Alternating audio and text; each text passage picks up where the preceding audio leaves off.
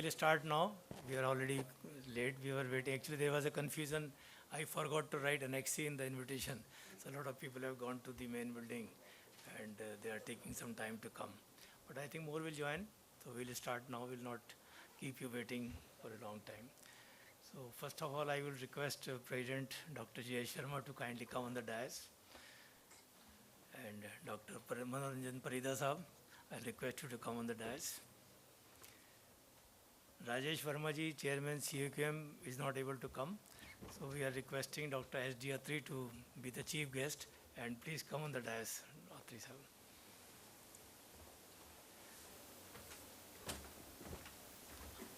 Aman, I will request you to now start the proceedings.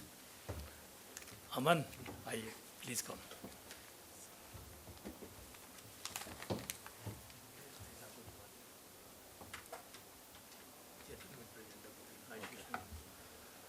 I will request Mr. Chetan to give a token of bouquet to Mr. J. Sharma. Please go ahead. Atri Sahab, chief guest. Okay. To Mr. Atri.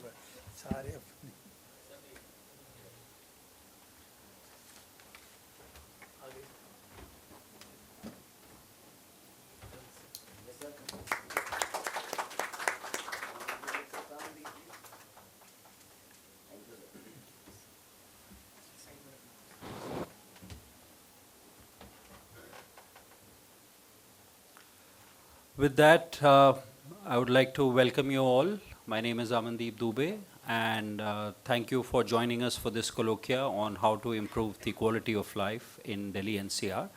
We all have witnessed and felt the impact of pollution and other things that happen in the Delhi NCR region which impacts the quality of life. I will request Mr. S.K. Gupta to give a short introduction. I will request Mr. J. Sharma to give an opening note to this colloquia.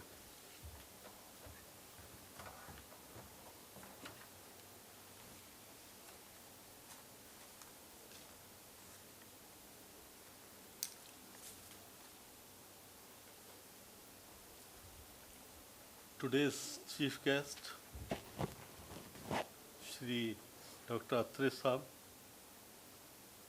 Member Technical CAQM, Dr. Manoranjan Parida Sahab, Director CSIR Central Road Research Institute, Shri S.K. Gupta ji, MD Envirotech, learned speakers, distinguished participants, very good evening to all of you. Sir, I on behalf of Envirotech Center for Research and Development and Director CSIR Central Road Research Institute and Indian Association of Air Pollution Control extend very warm welcome to all of you for your gracious presence and sparing your valuable time.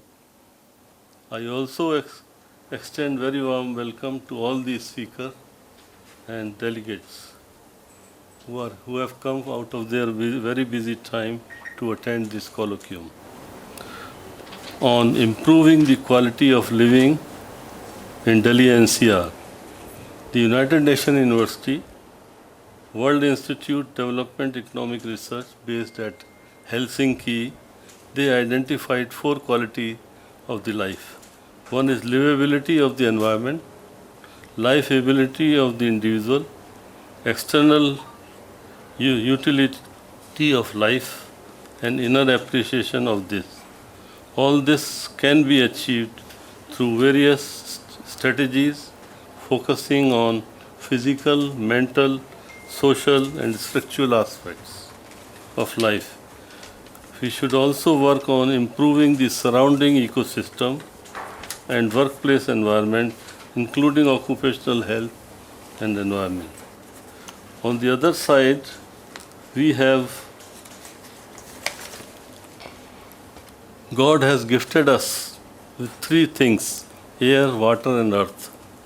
Life in absence of any one of these elements not possible on this planet. But it is human greed which is making this planet unfit to live. The unplanned urbanization, increase in cities activities, and change in lifestyle have triggered this air pollution to slowly it is entering in our work environment and also our home environment has started impacting our health. Further, government has already taken some lot of initiatives like introduction of Bharat Stage 6 fuel, compressed biogas, renewable energy, hydrogen mission, increase in natural gas energy mix from 6% to 15% by 2030, and 2G ethanol blending up to 20% by 2030, and biofuel policy. With all this, I stop here, and once again I extend very warm welcome to everyone. Thank you.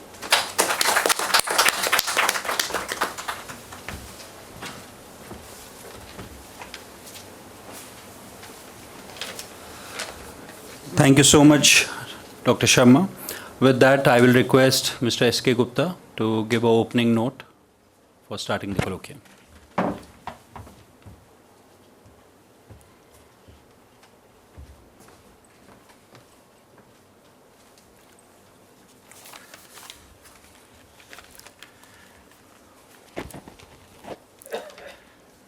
Thank you, everybody.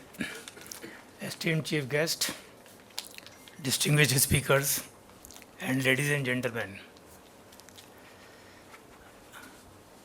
Delhi NCR has been experiencing a very prominently, very deteriorating quality of life. It has a vibrant culture, it has a thriving economy, but it is experiencing very, very deteriorating quality of life in Delhi, which is impacting millions of residents in Delhi and NCR. There is no respite from dust, no respite from noise, and every day you see congestion is increasing day by day. It takes now hours to go from one place to another. Whenever we receive any invitation, we think 10 times whether to attend this invitation or not, because it is a very harrowing sort of kind of a situation whether to go or not to go. So are we going to live in this kind of environment or situation? So we have to all think about it, where are we heading towards? So this is a very difficult situation. To me, at least it appears that it is a compulsion of development for the authorities and environmental pollution. And I think moreover, it is a very indifferent attitude of people in the society. Nobody is taking care of it. The compulsions of development are hovering on all of us. We are not worried about our quality of life. I've been concerned about it for quite some time, and I've been thinking what I can do about it. So I thought in my mind that scientific community can only offer a solution to this. So if I can collect all the scientific people once again together and ask them to share their ideas, exchange information, and pool and sit together and develop some kind of a solution, viable solution, or develop a strategy which we can tell to the authorities that this is what the scientific community feels about it. Why don't you take action about it? So I think it is our humble duty, and today is a unique opportunity for this gathering to sit together, exchange ideas, develop partnerships, and come to some kind of a solution. What kind of solution we should offer to the authorities that let's start this somewhere. This harrowing situation cannot be tolerated for a long time. So this was the main purpose of inviting you all to come and discuss and share your knowledge. So I think the experts present here today will share their expertise and give a valuable insight and allow an opportunity to develop some kind of a solution and a strategy. I feel that we should not only be worried about the present. I think all the learned scientific community should think about the future, that what are we going to leave for the children behind. So let's think about, say, next 500 years. So let's not think of immediate, but think of the future also. My organization, Envirotech, most of you know, has been doing some pioneering work in the field of environmental protection. We have been collecting people, scientific community from time to time and asking them to share knowledge and improve the environmental quality. And today's program is also one step in that direction. I was very, touched by one response from an invite. I sent the invites to so many people. One lady has responded to me that this topic is so much close to me that I keep thinking about it every day. So that is the importance of the topic. So friends, I thank you all for your commitment and dedication to this vital cause. And let us begin this discussion with determination and purpose and debate on the topic, that is how to improve the quality of living in Delhi. I have a small presentation on my company. With your permission, if you permit, then I'll show that video presentation for about 5-10 minutes. Aman, can you start that presentation?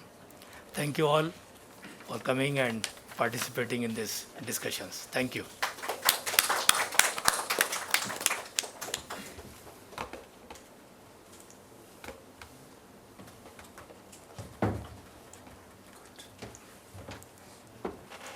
Dear friends, we would like to introduce Envirotech to you. Envirotech was set up in 1982 from an inspiration from late Dr. G.D. Agarwal, an accomplished and distinguished environmental scientist and a professor of environmental engineering who taught at IIT Kanpur for 17 years, and also he was the former member secretary of Central Pollution Control Board, India's federal regulatory agency for pollution control. He sacrificed his life during his tapasya to safeguard the uniqueness of our beloved Mother Ganga. The sole objective of setting up Envirotech was to develop indigenous capabilities in the field of assessment, control, and management of air pollution.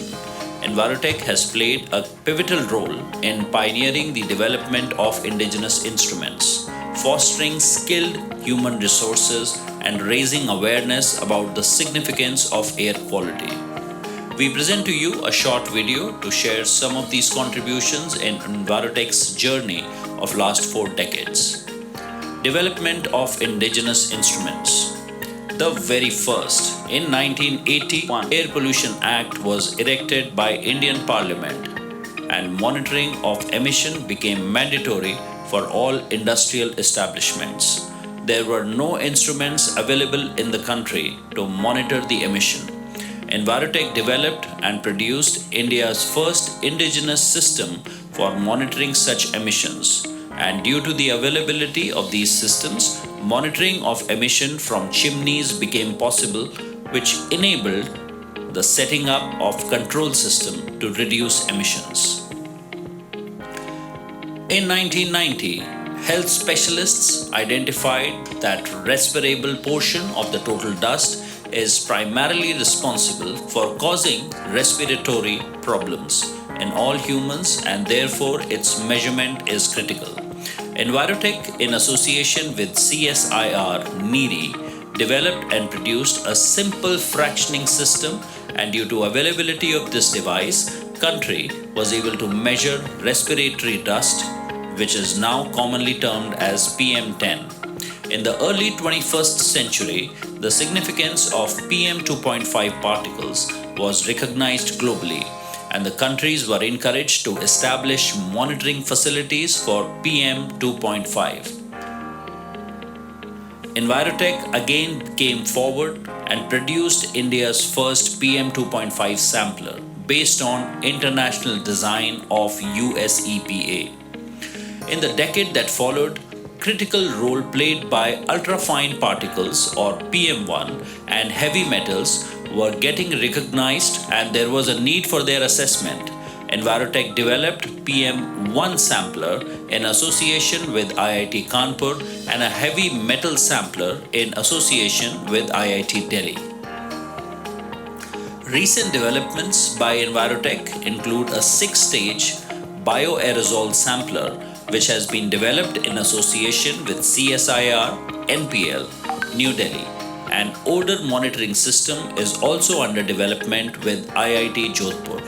Envirotech joined IITs of Delhi and Madras as an industry partner to develop sensors in India to produce real-time, low-cost sensor-based system for monitoring ambient air. This project was assigned by MHRD, Government of India, under Uchchatar Avishkar Yojana. The work is still under development. Acquiring knowledge and competence building. To develop and master monitoring techniques, Envirotech undertook several monitoring assignments from industries. Envirotech also took a few consultancy assignments for environmental impact assessment for many existing and proposed industrial projects. Concerned with increasing noise pollution and need for its assessment and projection of noise levels in urban areas, Envirotech, in association with CSIR and CRRI, initiated an assignment for noise mapping, identifying hotspots and mitigation measures for control of noise in the state of Goa. With this enhanced knowledge, Envirotech, in yet another notable effort, initiated a study of assessment of assimilation capacity of Rewa Satna region in association with local cement industries of that area and Madhya Pradesh Pollution Control Board. During this study, the importance of mixing heights was recognized for the first time, which thereafter became an important mandatory requirement in all EIA studies in India. A monostatic SODAR device also got developed during this study for assessment of mixing heights. As it was increasingly becoming evident that dust is adversely affecting the human health, in order to protect the human health, Envirotech, in its path-breaking effort, sponsored a project to Ayurvedic department at Gramoday Vishwavidyalaya Chitrakoot to develop an Ayurvedic formulation to mitigate the respiratory problems caused due to dust pollution. Sri Rajesh Koteja developed an Ayurvedic formulation called Kamaderi. Trials for this formulation were conducted at Khambat in Gujarat and Mandsaur in Rajasthan to see its efficacy. The results were phenomenal and a success. To gather further information on research being done on dust caused future information on research being done on dust caused respiratory problems, Envirotech also organized a nationwide article contest and collected several articles. A compilation of selected articles was done in form of a book called The Dusty Dawn, published by Envirotech and Priya. Sharing knowledge and creating awareness.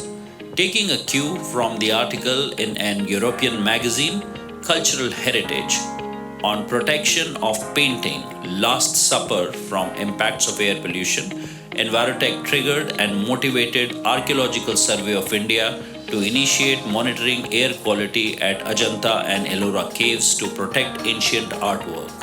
Due to this push, ASI has now installed monitoring devices at all important monuments and are constantly monitoring air quality. Envirotech developed close association with a number of leading experts in important national institutes and laboratories like IIT, CSIR, NEERI, and NPL.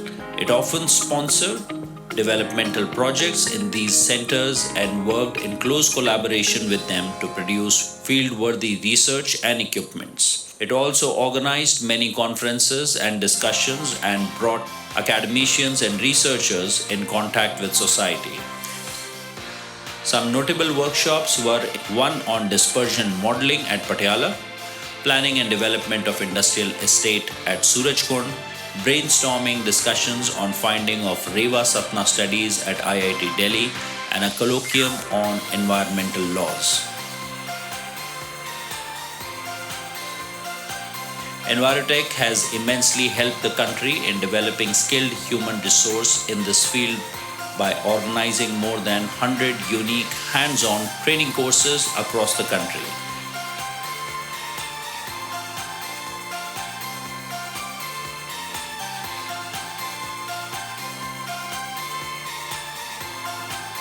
It also signed an MOU with Delhi University for organizing such programs. Going overseas, S.K. Gupta meeting PM of British Columbia in Canada, S.K. Gupta addressing a gathering at Kathmandu. exhibiting instruments with NRDC at Rwanda, training program in Maldives in association with UNEP in 2004. Equipment was donated to University of Makurdi, Nigeria. MOU was signed for imparting trainings to Nigerians. Promoting Indian expertise of Indian environment in Yangon, Myanmar. Envirotech set up monitoring infrastructure and laboratories in all SAARC countries under a UNEP funded project and organized trainings to build local capabilities with Indian expertise.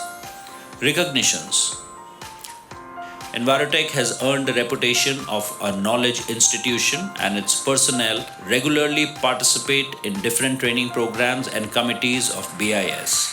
Envirotech has also contributed a chapter on air pollution monitoring, handbook on meteorology, authored by the director NPL and published by Springer. Recently, Envirotech has received recognition from Department of Scientific and Industrial Research, Government of India, for its own in-house R&D center.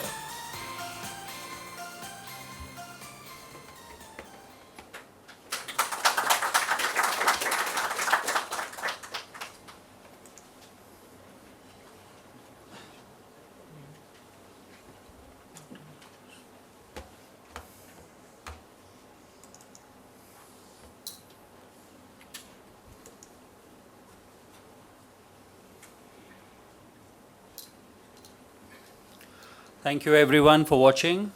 With this, I would like to invite Dr. Anil Kumar, former Director of Environment, Delhi government.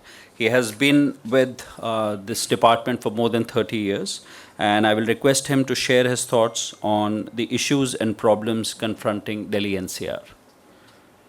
Dr. Anil Kumar.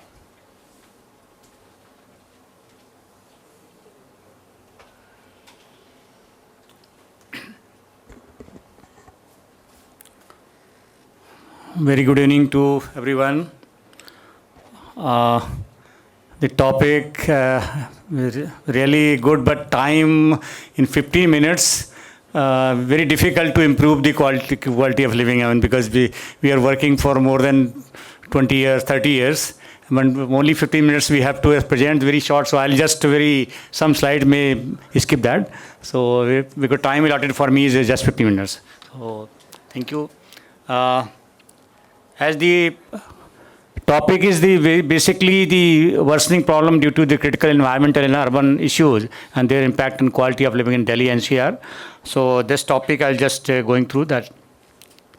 As you all know, problems that are really worsening in Delhi.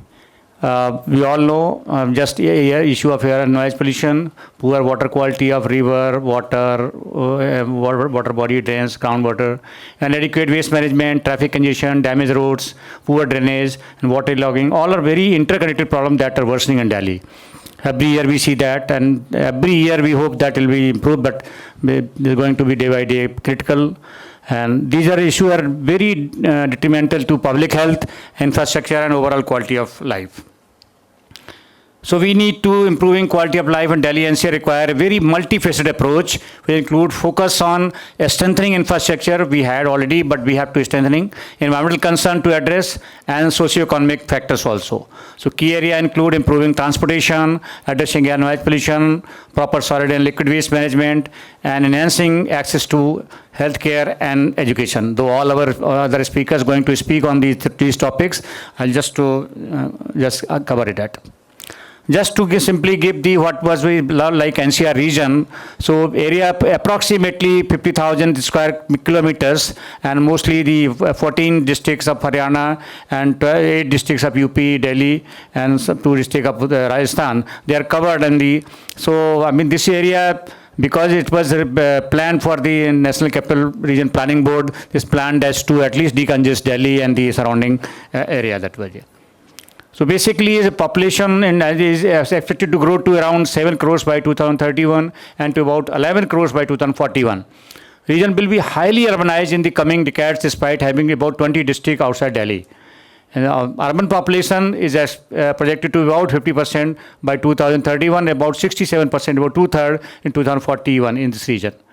is one of the Delhi NCR, though is one of the most vibrant global economic region with about 370 billion US dollar GDP, is the largest economy in India and contribute about 8% of national economy and attract large number of people across the country.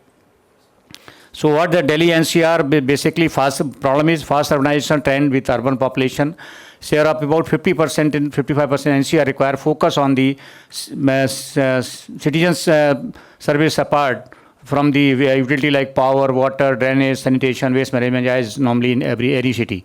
And the population of the the pollution of air and water, noise pollution, water stress, inadequate sewage treatment capacity, river encroachment, reducing forest cover, and conservation challenge are some of the issue NCR is facing. Basically, population is increased. Mostly, it will going to be most area they urbanized that way after just like 2031 or sometime in 41. So these are the districts of the NCR. Population you see 2041. So going to be huge population. So more than you can say 11 crore something. So this is the big challenge for the all the NCR Planning Board and other authority to control the pollution and other issue services. So the main focus of this sustainable development environment NCR should be clean air, clean water, calm atmosphere, clean river, proper sanitation, involving comprehensive solid liquid waste management along with the conservation of existing natural resource and adequate green cover. Air pollution, we all know we're not going to. This 99% of the world population is exposed to PM 2.5. Already, I think other speaker will be speaking on that, and already Gupta ji presented in their presentation. So basically, we all know 8.5 million deaths are globally in 2011 with the more than 90% which are linked to the non-communicable disease. And 77 lakhs about children, so deaths in children also in last 5 years cause related to household and urban outdoor air pollution. This is the latest report released by State of Global Air. You can see the air pollution is the second leading cause for the deaths, particularly in the whole world. Delhi NCR, if you see, Delhi is constantly ranked among this is the one of the, tag for Delhi, ranked among the most polluted city in the world with high levels of particulate matter and other pollutants. And other cities also in NCR have similar air pollution issues. Though Atriji is here, the Commission of Air Quality in coordination with the other concerned government department with support from direction of honorable courts, involvement of other stakeholders trying to control air pollution in Delhi, but it needs to go very long way to outcome the problem. As the issue of air pollution reached to a worst stage, particularly in winters, we last all 4 winters, 10 years we see that. And also, meteorology play important role in Delhi, NCR due to geographically disadvantaged locations. That was we just live in here. And particularly the latest study by just 27th May that DTU has published. The issue of nanoparticles also one of the very challenging because this is going to be, particularly going to in bloodstream. So we have to be very careful and monitoring of the PM1 and ultrafine particle is a big challenge also. And our standards, I think, is not even notified. So this is the latest study just in May DTU has published. The addressing air pollution, basically root cause air pollution through measures like reducing industrial emissions, controlling dust generating sources, improving public transportation, green spaces. This is a big role, creating and maintaining more green spaces, including park and forest, and improve air quality. These are the important, some suggestions are related to dust, because some, I think, two speakers going to about, but just to list out, there was the control of road resuspension dust and dust from damaged roads due to poor quality of roads and the construction. Delhi, if you see that, any area, this is very, roads are very damaged, not very timely repaired. And poor cleaning of main roads and inner lanes. This is also one of the very important, when I was in Delhi, I was facing with the help of other municipal corporations of PWD, but it's still in the same situation. And this is because due to encroachment and parking of vehicles on road. It's not, including mechanical sweeper not going to clean these roads. And particularly the disposal of dust collected from mechanical sweeping. They also very need to safely monitor. Dr. George is here. We work together, to particularly solve this problem. But still, problem is dust, particularly the cleaning, is very big challenge. I think CEQ, some big directions, it can be improved that. Other dust from the drain silt is a major contributor. If you see all drains are being cleaned these days, it is not being lifted in the time. After about at least, I have seen the physically from last about 20 days, is lying there in the roads, not lifted, and becomes airborne, and then become again the problem that was it. So some rain is there, again going back to the drain. This is the big challenge. The authority are not lifting in time after even drying that was it. And that's from Kacha portion of roadside, also very roundabouts, public places, which either unpaved or not covered in green area. So this was in the high level task force, it was a slogan there, either pave it or green it. So that is the solution particularly for disaster. Also, the non-serious behavior project proponent who are involved in building construction work, I mean, though CAQM and Pollution Control Board, including CPCB, putting a lot of the environment compensation, but the situation is like, they are not very serious and not complying dust control norms. Pollution Control Board has the dust control portal and all, and direction of Pollution Control Authority. This is also very serious issue. Other like traffic woe also in Delhi NCR cause very high volume vehicle ownership resulting in high traffic, because in Delhi you see everybody have 1 or 2 vehicles, 3 vehicles, 4 vehicles at home. Especially during peak hours we see poor public transport, narrow. Buses also decreasing. We are not able to replace with the electric one, and that is what should be the Delhi fleet this should be. Then particularly the effect will be is a gridlock and delay resulting in long commutes, lost productivity, impacting business. If you go from Delhi to Gurgaon, you see how much time people are not ready to go sometime Gurgaon they prefer to go late evening after 10 o'clock night and then sometime, because this so delay, if you go around 6 o'clock or 7 o'clock or come from Gurgaon is the challenging task, I mean that. Then worsening trend, lack of urban mobility planning and enforcement. This should be long-term planning. Traffic infrastructure, public transportation, though metro here, particularly Delhi enhancing the metro, but need to be further network, because metro is doing good work. But even then, we will need to connect every area that was, including adding more routes and improving frequency. It's crucial for traffic congestion. Delhi is better, but others, I think, network surrounding city also need to have more on the metro network.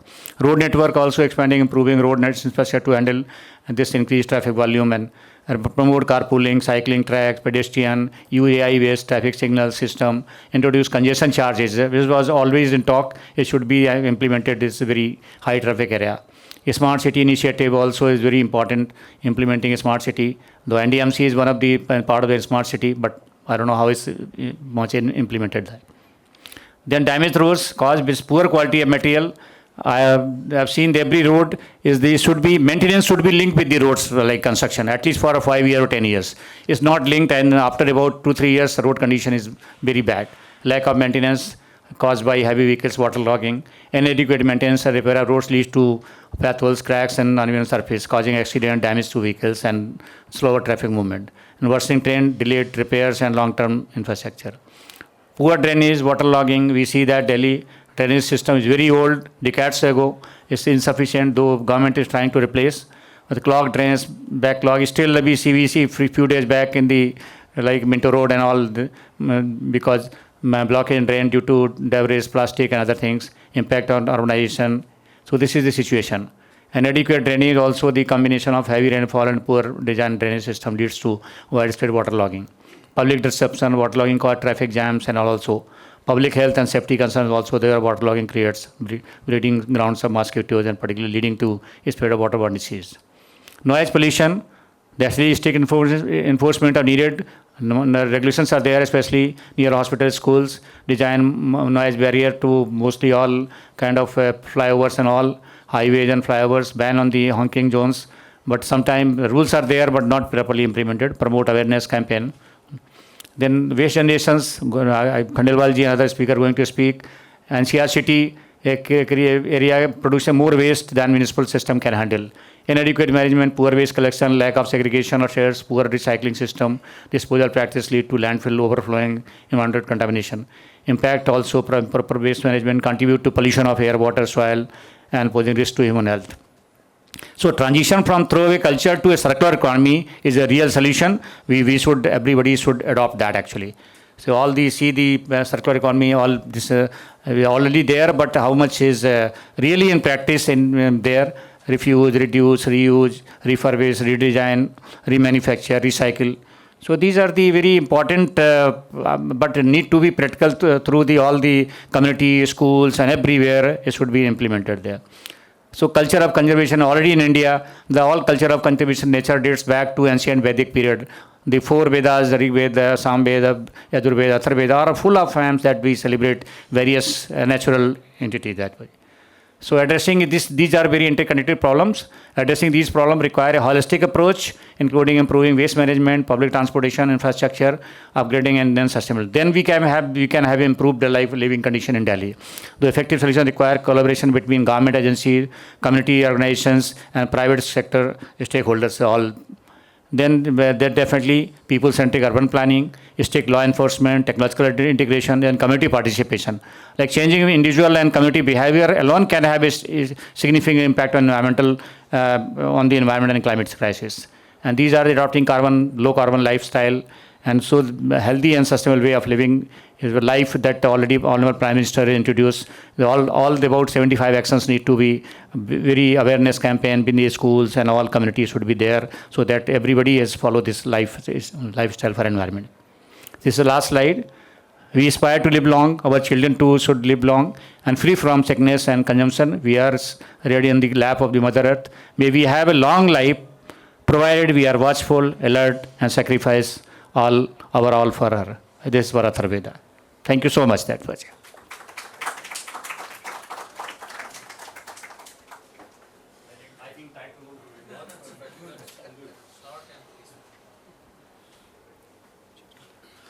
Thank you so much, Dr. Anil Kumar. Everything that you said, sir, has resonated with everyone who is sitting here in the room, especially the points on how bad it is to travel from Delhi to Gurgaon.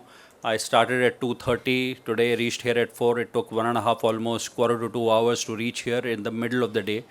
The second point that you mentioned, sir, very rightly was the condition of the roads, which rightfully, if you ask me, if there is one thing that needs attention, I think the condition of the roads really take the cake. Because there is this one item causes so much frustration in the citizens that it just boggles people to just figure out what is it that is stopping our government or our agencies to really put the roads together. With that said, very insightful, sir. Thank you so much. With that, I would like to request Dr. B. Sen Gupta, former secretary, CPCB. Dr. Sen Gupta, I have had the pleasure of inviting and listening for more than a decade now. And I must say that Dr. Sen Gupta is a very phenomenal speaker, and he is able to break down very complex ideas into simplistic terms that every one of us can understand. I would request him to share his thoughts on the reasons and challenges and issues that are plaguing Delhi NCR. Dr. Sen Gupta. Thank you so much, and namaskar to everybody. The time given to me is 15 to 20 minutes, and I'll try to cover as much as possible with this short time. So what I have, the topic is given the air pollution issues in NCR, Delhi, and I will try to give some of the suggestion as Gupta ji has told us that some solution is required, and what are the solution in my point of view I will try to give you. This is an important slide that what is the NCR, because I will confine my presentation on NCR only. So delineation of areas of NCR and the industrial areas in Delhi NCR, that is also very important. And you can see that the area which is covered as a black one are the areas where the large number of polluting industries are there, which are impacting the city of Delhi. So that is very important, and I will elaborate in my coming slides what does it mean. You can see that Delhi is surrounded by the many clusters like Panipat, Sonipat, Gurgaon, Ghaziabad, Faridabad, etc., where the industries, number of industries are very high. Besides that, Delhi has their own industrial complexes. Just 2 slides about the air quality. Air quality is very bad, we know. Every day we get the information from CPCB side. You can see that if you consider the maximum, minimum and the average, PM 2.5, long-term average, if you see, that the maximum values are going very high. But the annual average, if you deal with, it is also that at least about 2 times of the standard. The standard is, say, national standard for PM 2.5 is 60, but we are already getting always the 116, 190, 109, 95, and 105, etc. So our annual average values are also very high. So that is the concern. I'm not talking about the short-term thing like winter months, what is happening. That I'll come to the next slide. But over and above, the average values of the PM 2.5 are exceeding approximately 2 times than the standards, what is prescribed by the Ministry of Environment and Forest under EP Act and CPCB under Air Act. Now, if you see the trend on PM 2.5 winter average, that is also very important. And you can see that the winter months, the Delhi's and NCR become very critical. So many reasons are there. One of the important reasons which I always try to emphasize the people about the micro-meteorological condition. We have very low mixing height, very calm wind, and the inversion is very strong, and we are getting very low mixing height during the evening times. So at the time the pollution buildup is there because the area is less and the concentration is more. So the pollution is trapped in that layer, that is boundary layer, and the concentration increase. So this is the reason why the winter air pollution in Delhi from last many years we are seeing that is very critical. I will try to give you some of the sources why it is so and what can be done. One of the important thing is to understand this is what are the emission inventory based contribution of different sector. The first thing which was done by the SAFAR in 2018, the data available about the NCR and Delhi's PM 2.5, you can see that the transport is dominating, transport sector, followed by industry. These data are from the SAFAR data I have taken. So it is not the CPCB data, not the MOEF data. It is the SAFAR data which is the IITM. And the NCR PM 2.5 is slightly different. The transport is 39%, wind blown is 15%, etc. But later on, when the different studies were done by in 2018, TERI ARI has done a very detailed study in which they have mentioned that again the transport sector is contributing about 39%, industries are 3%, then waste incinerator. They have identified all the sources: restaurant, crematoria, burning, construction, road dust, agriculture burning, agriculture residue burning. All the things have been calculated for Delhi's as well as the NCR, and the different figures are given. So these are all available in the website of CPCB and TERI and CAQM. All the websites these data are available. I will just try to emphasize what is the important thing is the micrometeorological condition. And here the Dr. Atri is sitting here, who is a known national meteorological experts. You can see that during the night time in the winter, the mixing height becomes very low. So whatever the pollutants are generated are trapped. And the daytime when the inversion is broken and the sunrise is taken place, the mixing height is increased.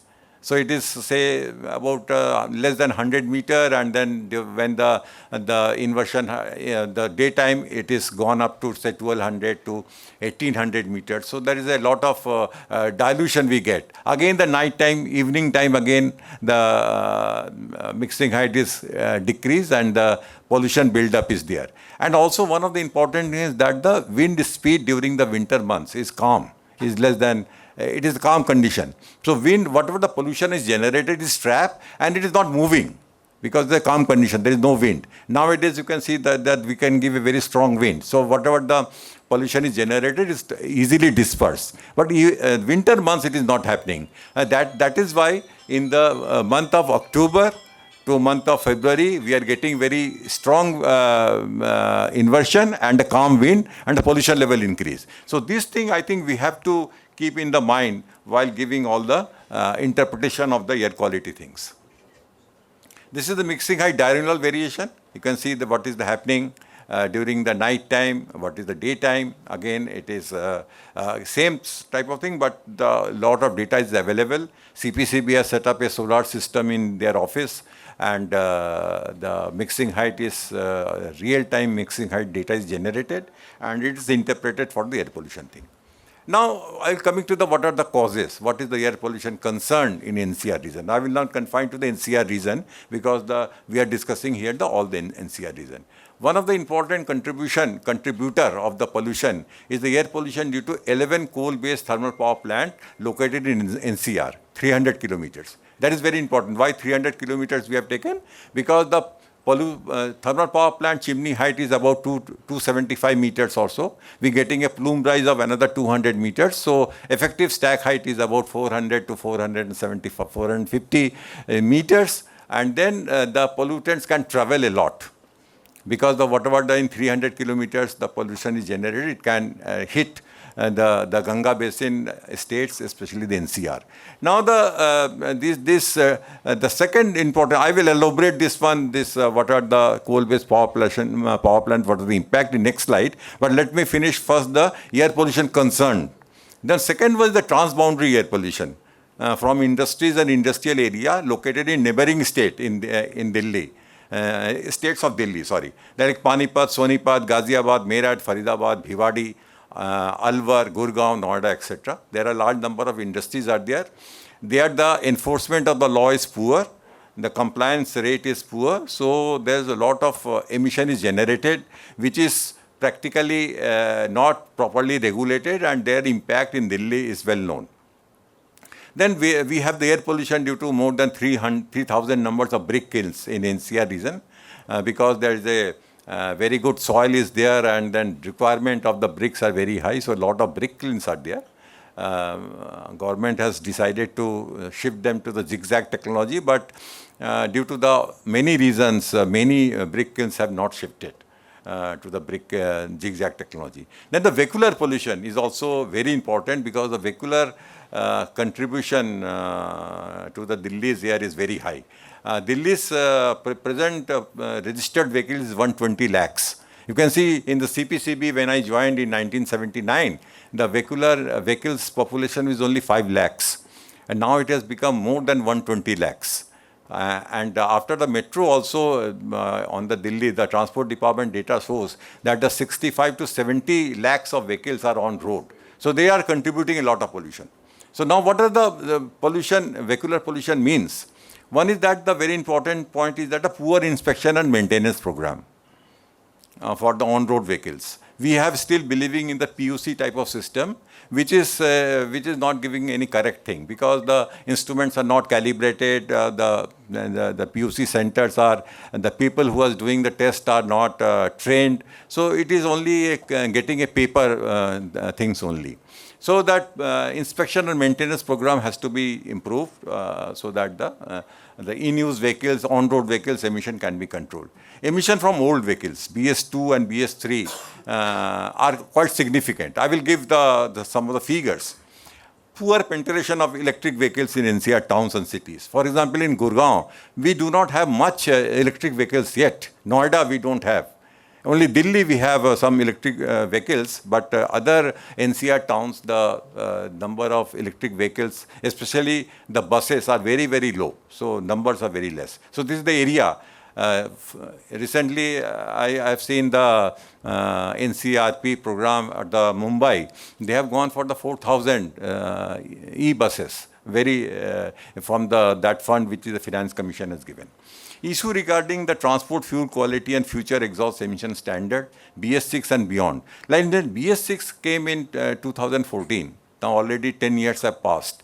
And we are not discussing and debating on the BS7 and other fuel quality improvement things in the country. So that is another important thing. VOC emission from the petrol pumps, vehicles, and other solvent users. And this is very important. It is not touch in NCR. The VOC when is emitted and we react with NOx and form the photochemical smog, and this become a particle and it is part of the PM 2.5.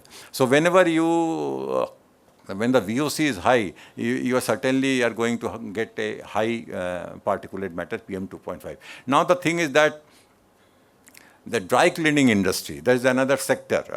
You see the winter months. Winter is very critical for Delhi, and winter is also critical for the dry cleaning industry because everyone want to wash their woolen cloths, suits, etc. And the number of dry cleaning industry, a rough estimate is that more than 1,000 dry cleaning cleaners are there in the city of Delhi, and they are using the waste solvent. They are not using the petrol.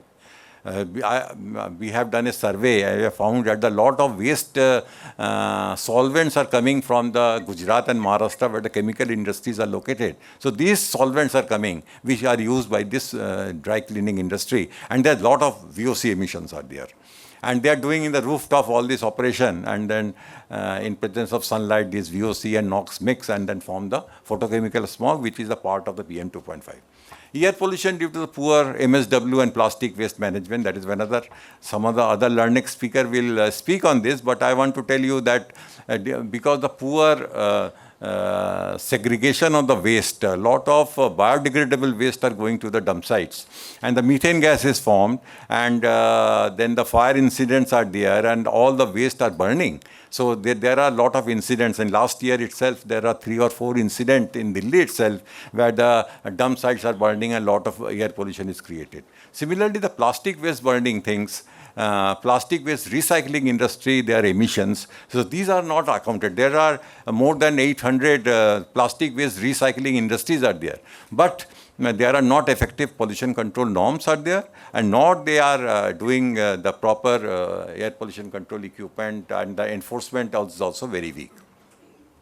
Poor management of construction and demolition waste, that is another one. Their recycling industries, the air pollution is significant, which is certainly contribute a lot. Agriculture residue burning, especially during winter months in Punjab, Haryana, Uttar Pradesh. So there is another issue. Quality of air quality data generated in our monitoring stations are poor. I'm very sorry to say, but this is the fact. I have inspected many monitoring stations at Haryana, Punjab, Uttar Pradesh especially, and we have found that a lot of problems are there, issue regarding location of monitoring station and then calibration of the analyzers. I will elaborate this point further. Poor understanding of SPCB personnel on importance of meteorological data for interpretation of air pollution episode during winter in Ganga Basin state. Poor data generation of mixing height inversion, wind profile, etc. So I will confine my presentation in all this 10, 11 points because time is short, and try to elaborate what is my thinking on that. First, we will start with the coal-based power station. This is 11 power station located in 300 kilometers. Now, this power station have installed the ESP for control of dust, particulate matter. ESP, what they do, they remove all the coarse particle. And the 80% of the PM emission from the ESP outlet are the fine particulate. And the fine particulate behave like a gas. And then when they're emitted from the chimney, the 80% of this fine particulate matter of the total SPM, so they are traveling a lot, travel a long distance and hit the other targets. So the suggestion is that either we should have a back filter, is correct thing, but a back filter with because the ESP is already installed. So back filter in series with the ESP will solve this problem. So there is one thing which we can consider for the NCR Delhi, that all the coal-based power station should have either switch over to back filter so that the fine particulate control is there, or they should have in series the back filter with ESP. Then second issue is very important. The Baring 2 plants, no FGD, flue gas desulfurization for SO2 controls have been installed. Now there's a lot of debate in India about the requirement of the SO2 FGD and SO2 standards, and SO2 is a very critical and the largest SO2 emitter is the thermal power plant. Reason? Because the 1 megawatt of power consume about 16 tons of coal, because the coal quality in our countries are not very good. The calorific value is very low. It is less than 3,500 kilocalorie per kg. That means 1 BTU of energy requires more coal to burn. So, although sulfur is about 0.5%, but if you see that the calorific value, then the SO2 generation from, say, this 3,000 megawatt power plants, which is located in NCR region, are hundreds of tons of SO2s are generated. There is a lot of estimation is available. I am not giving here. So that is the important thing when the SO2 is generated and emitted from the chimneys of this power plant at the say 400 meters stack, tall stack, then it is converted to sulfate very fast.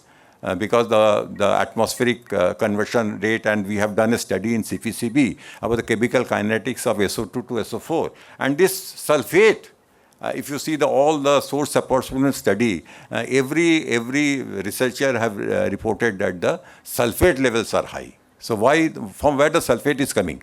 If you measure the SO2, dry SO2 is low, it is well within the standard always, but sulfate is high. This sulfate become part of the PM 2.5. So this is the very important area which we should flag it, that the regulatory body must insist installation of FGD at least in the power plant located in the NCR region, so that this sulfate problem is removed. Sulfate and nitrate also, oxides of nitrogen also converted to nitrate. So sulfate and nitrate is two issues which is required to be control if we want, in order to control the PM 2.5 emission. Dust pollution, fugitive dust emission from the ash pond, loading and unloading of coal, all these 11 power stations also should be given attention for that, so that the emissions is less. So this is about the power plant. Now coming to the small scale industries and the transboundary pollution. So all these cities where the industries are located, Panipat, Sonipat, Ghaziabad, Faridabad, all these places, the large number of small-scale industries are there. Their contribution of pollution is high. Similarly, in Delhi's industries are also contribute pollution to Gurgaon or Noida or some places. This is vice versa. Air has no boundary. So my estimation is that the Ghaziabad, if you take, which is the neighboring, it is in the border of the Delhi, UP, the Ghaziabad. There are a large number of industries, polluting industries are there. As per the CPCB survey, there are more than 40 numbers of secondary steel industries are there. They are not using the PNG. They are still using the furnace oil or LHSS, etc. And their process emissions is significantly high. So these are the secondary steel industry, the carbon black industry, which is located in the border of the UP and Delhi's border. A carbon black industry, which is a very highly polluting industry, you can say. So the Ghaziabad itself, there are a large number of industry. Then this, if you see the Panipat, Sonipat and all these places, Faridabad, etc., there are large number of small boilers are there. So these small boilers, although the CAQM has asked to use the PNG only, but because some PNG lines are not there, these industries, this boiler, they are not have that much of capacity to switch over to PNG. So that type problems are there. Still, there are large number of boilers, more than 3,000 to 4,000 in this area. They are still running on the biofuel or even the other type of fuel they are using, not the PNG. So I will say that these are the very important thing, and CAQM should take immediate attention on that. These small boilers, which are the part of the industry, small-scale industry in this region, they should do something. Panipat refinery and petrochemical, one of the largest refinery, one of the big refinery in this area. And the Panipat is become a hot spot because there is a Panipat refinery, Panipat petrochemical, Panipat fertilizer, Panipat thermal power plant. There are so many things are there. And Panipat wind direction, if you see the Panipat downwind direction is Delhi.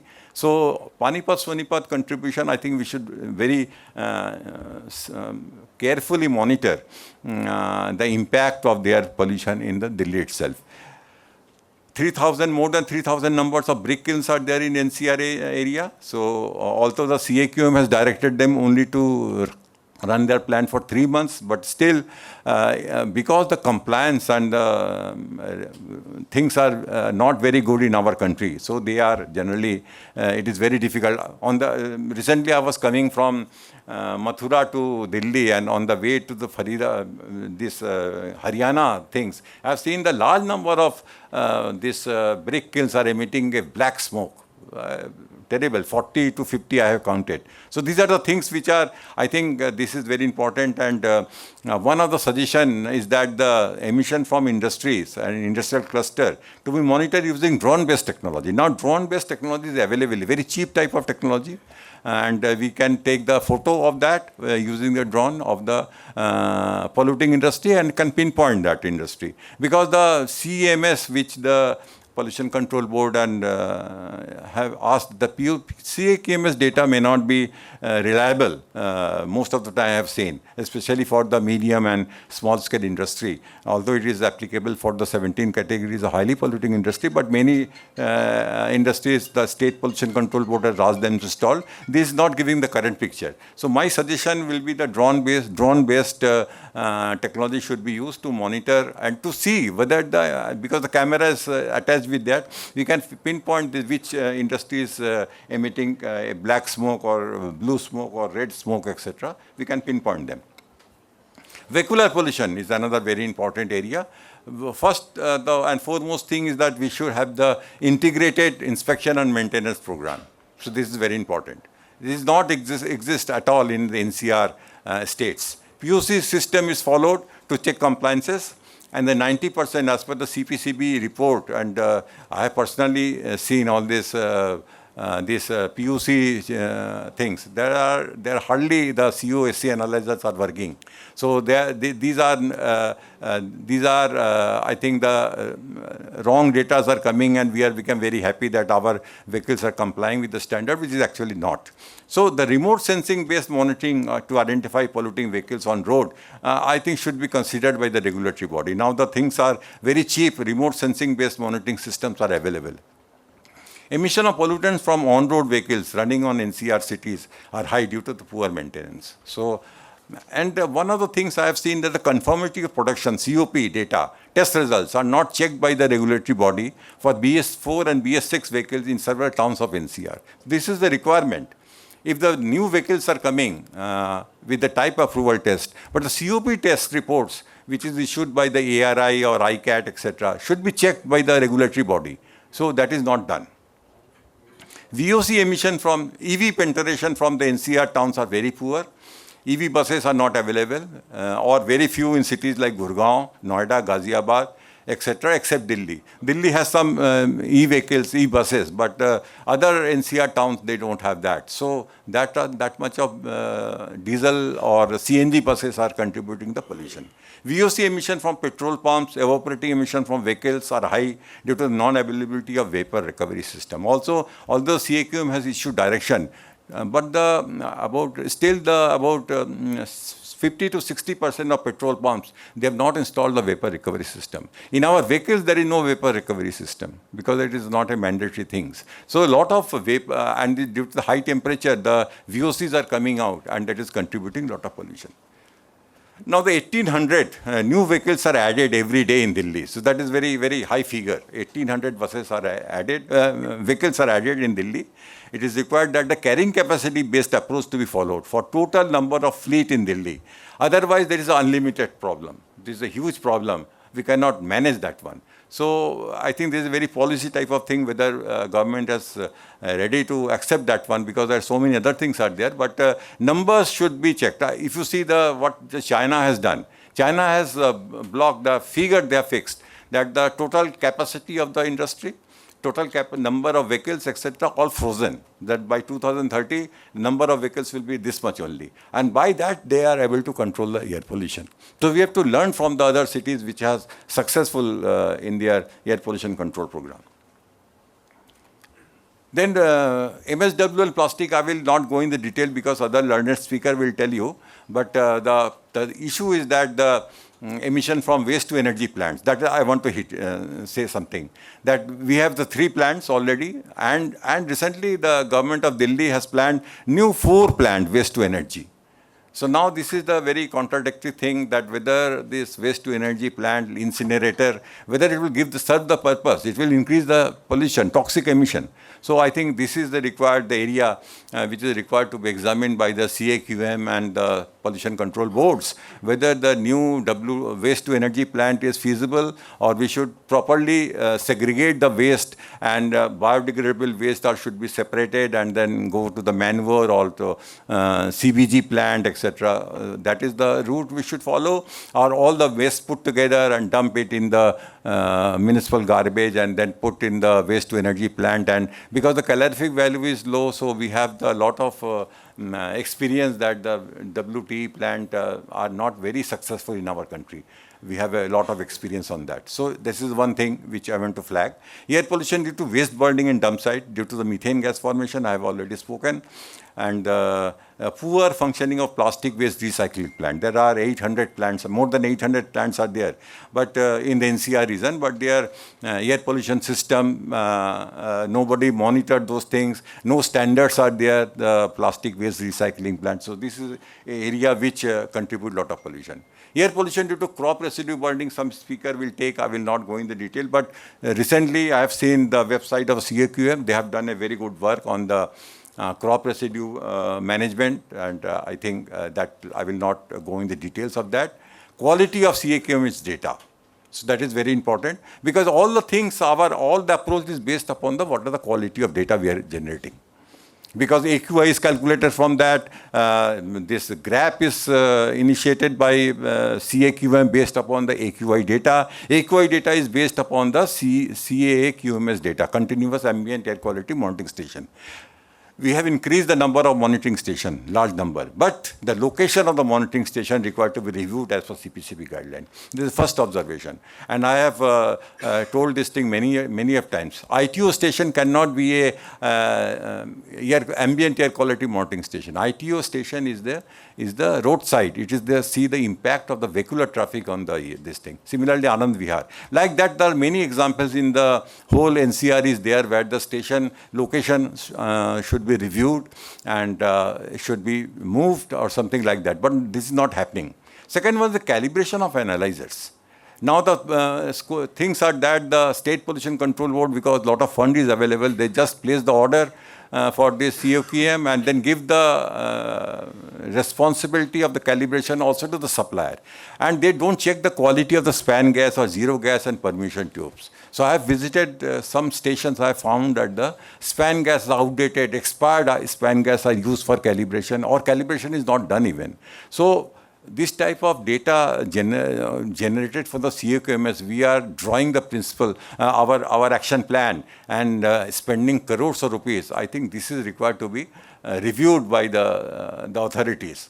SPCB personnel responsible for operation and maintenance of CAQM should be trained for calibration and the quality assurance and quality control. This is very, very important thing. So quality of data is very important. That is the basic things which I think one should do. And the data on mixing height and inversion data is very important because in the winter is coming, we should have the proper data, and we should educate the people to the mass awareness that something cannot be done if the very strong inversion is there, mixing height is very low, calm wind is there, whatever the pollution is there, it will be trapped and it will not move. So pollution will be high.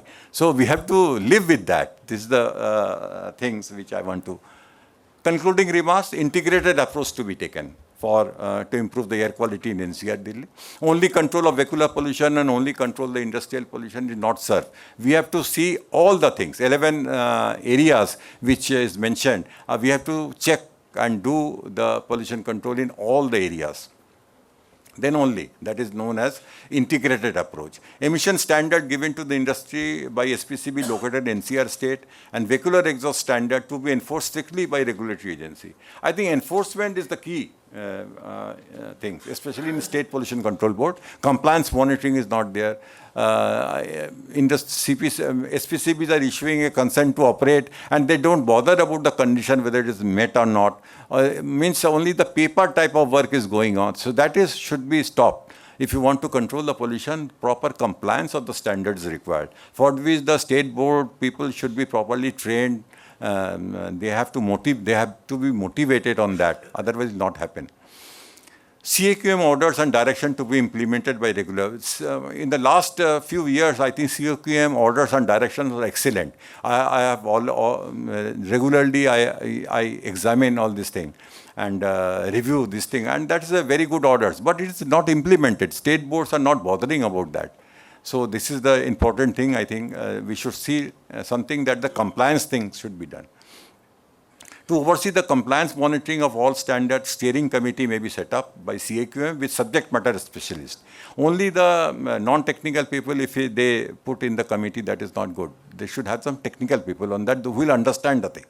Fund given by the Finance Commission. The huge fund is available now. For example, the Finance Commission is given 19,000 crores for all over India. That is for National Clean Air Action Plan. And the major chunk is with the NCR. So that money should be used. There is a fuel cess collected by the NCR. It's more than 1,100 crores are available. There is not used.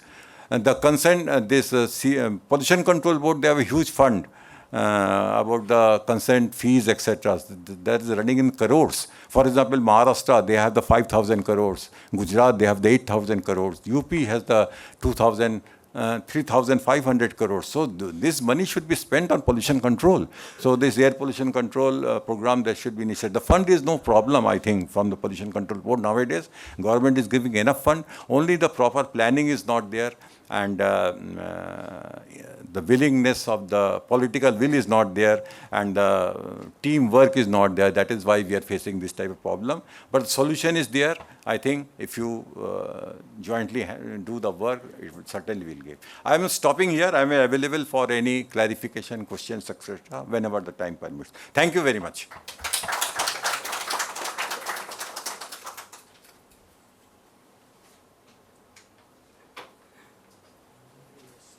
Thank you so much, Dr. Sen Gupta. Very, very insightful presentation, and it brought to life some of our own personal experiences. Dr. Sen Gupta talked about the condition of PUC, and we all would know in Delhi and Gurgaon, the challan for if you don't have a valid PUC is about 10,000 rupees.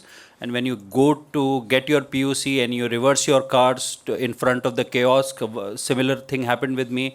I stood out, naive me, imagining that somebody will come and put a probe in the exhaust to measure the actual values, but I was directly given a certificate. So there you go. So that's the condition. So with that said, I would like to request Dr. Manoranjan Parida, Director CRRI, to come and take the stage and talk to us about the management of dust in Delhi NCR.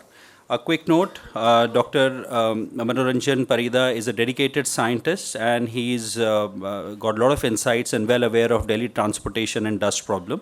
He has taught in IIT Roorkee before taking the charge as a director of Central Road Research Institute. Dr. Parida.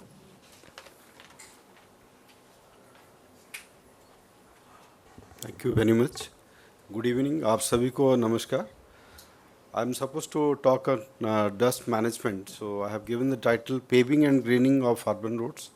Essentially, it was possible because of the opportunity to chair a committee which was constituted by CAQM on managing dust. So the first part, we have prepared one framework on paving and greening of the urban roads, which the Commission has issued guidelines, directives to different state governments. It has reached Government of Delhi and other governments in the NCR for dust management. And the study, I have received a lot of inputs from our Niri Nagpur Delhi campus. Dr. Goyal is here. My colleague Dr. Neeraj Sharma, who is transport planning and environment expert. Then there were key insights from School of Planning and Architecture with respect to greening. In fact, in my previous speakers, they talked about vehicular emissions, vehicular pollution, but I'm not going to touch that. And I have a parent position at IIT Roorkee, basically a professor of transportation engineering. But last 25 years, I have worked on traffic noise, bit of air pollution. So the first traffic noise barrier at Britannia Chowk was one of the initiatives with which we started. With Envirotech, we partnered for a comprehensive noise study for the state of Goa. So that is our partnership. I know Mr. Gupta from my days at IIT Roorkee. So now I'll come to my topic, specifically introduction to road dust. So This is it contains particulate matter PM10 and 2.5. So it comes out of unpaved roads, degraded pavement, roadside soil and construction activities, and becomes airborne due to vehicular turbulence, wind, and lack of proper street cleaning. So a city like Delhi, how can we expect that roads are not going to be maintained? Maybe there is something seriously wrong with respect to maintenance management practices. So while developing the framework, we tried to look at these things very, very critically. In fact, Mr. Sengupta talked about the number of vehicles. 2023 data says it is 1.4 crores, and out of that, probably 90 lakhs, 9 million vehicles are only two-wheelers, then 25 lakhs cars. So that is the kind of composition, and it's growing at a very fast rate. These personalized vehicles, they keep adding to. In fact, there was a discussion that we need comprehensive urban mobility plan. The first comprehensive traffic transport study of Delhi was prepared 1969, so which is a follow-up of the master plan. The master plan was in 1961. So yes, things were all right at that particular point of time. Then the question comes, what is the current status of the master plan, current status of comprehensive traffic transportation plan? As per National Urban Transport Policy, it is expected that the public transport, like metro, buses, everything, the share of public transport should be 75%. So that is, there is going to be definitely limitations with respect to number of personalized vehicles. It's not possible that you can allow personalized vehicle travel in a very, very indefinite manner. The other comment I'll make is with respect to electric vehicles, the EV policy for the Delhi. In fact, the policy has, the basic target was 30% at 2030. So, but then we have, far from that particular target. The total numbers are less than 10%. So these are two things in terms of public transport. Although we have metro substantial presence, but the share of public transport currently metro carries something close to 5 million trips per a day, and Delhi has more than 20 million trips. Only Delhi, that's per day. So the numbers are very, very huge. The demand is very huge, and the kind of infrastructure with all the best efforts have not been able to match the demand. So besides that, then you have new projects. You have, say, the peripheral expressway, 272 kilometers of expressway, eastern, western peripheral expressway, metro projects, then RRTS, Namo Bharat, all kinds of construction projects, then building construction projects. So there are 200 construction sites which are live, and all of them, they add to the road dust. So the sources of the road dust, unpaved roads and shoulders, construction and demolition activities, vehicular movement, industrial influence, and also the seasonal aggravation, especially the winter stubble burning and the dry weather, they exacerbate the dust suspension. So current interventions, if we try to look at it, the street sweeping is going on. In the COQM subcommittee, we are deliberating, there is still a viewpoint that you cannot completely do away with the manual sweeping. You need to, while you move towards mechanized cleaning, but manual sweeping also need to be retained. We see water sprinkling, then green belts, we need, this particular activity can be taken up in a much, better manner, so which is vegetation in green belts that aids dust capture and filtration. They will also act as natural barriers. So importance of greenery within the right of way, let me not go through it, but definitely the greening is going to contribute with respect to managing the dust in a very, very appropriate way. So we can see the road sections with sparse or no vegetation. First one is under the Barapula flyover, then the Rohtak Road, Mundka. So these are the areas where we don't see greening. It could be due to absence of designated space where we can have trees or plantations, then absence of protection of plants from vehicles, pedestrians and animals. Then we can also see, these are the examples, Outer Ring Road, IIT Delhi, then near Satyaniketan, you can see the road sections with vegetation. So here it is expected that the curb height is restricted to 150 millimeter, that is as per the IRC restriction. Then it has median railing protection for plants from pedestrians, cattle and vehicles. And the choice of vegetation is very important. It has to be resistant to water stress and tolerant to air pollution. Moderately dense vegetation with mix of trees, shrubs and grasses. Through that, we can think of taking up the greening work. So this framework, we tried to split into four work packages, four clear-cut modules. So first module is urban road space standards and cross-section elements. So this is like having ideal cross-section. Second part is the various greening measures. Third part is basically a structured road asset maintenance management system. And fourth is bringing in advanced technologies for better road construction for dust control. So the first part, if you look at it, in fact, there are documents, there are standard manuals with respect to how the road cross-section should look like. So the space standards and cross-section design is suggested that they must be as per Indian Roads Congress. So where there is allocation for green space, there is allocation for footpath, bicycles, everything. And IRC has a urban roads manual which can be followed for developing uniform and standardized cross-section. So this is one example of a urban expressway. So here you can see that there is provision of 8 meter of green belt within the particular road cross-section. So this is another standard cross-section. So I am I have extracted these from the Indian Roads Congress document. Here there is a 2 meter burrs which is going to be used for the plantation for the vegetation. The second part, in fact, the detailed framework is available. Maybe it's on the website of the COQM. Otherwise, also anyone who is interested, we can share the details of this. So, depending on the width of the median, there could be different greening steps. So here, if the median width is 1.2 to 3 meters, there could be single row of shrubs with native tall grasses, and these shrubs could be bougainvillea, thevetia, then there could be vetiver grasses. And in terms of maintenance, we need to follow drip irrigation with treated water from STP, and wherever a metro station is nearby, the treated water of the wastewater from the metro stations can be used for maintaining the greens. So similarly, 3 meters to 4 meter, the strategy could be 2 rows of the shrubs, or say 1 tree, then you have 2 rows of shrubs. But the trees need to be planted at a distance of 10 to 15 meter following the DUAC 2020 guidelines. For median width more than 4 meters, it's possible that trees, shrubs and grass, mix of that can be followed.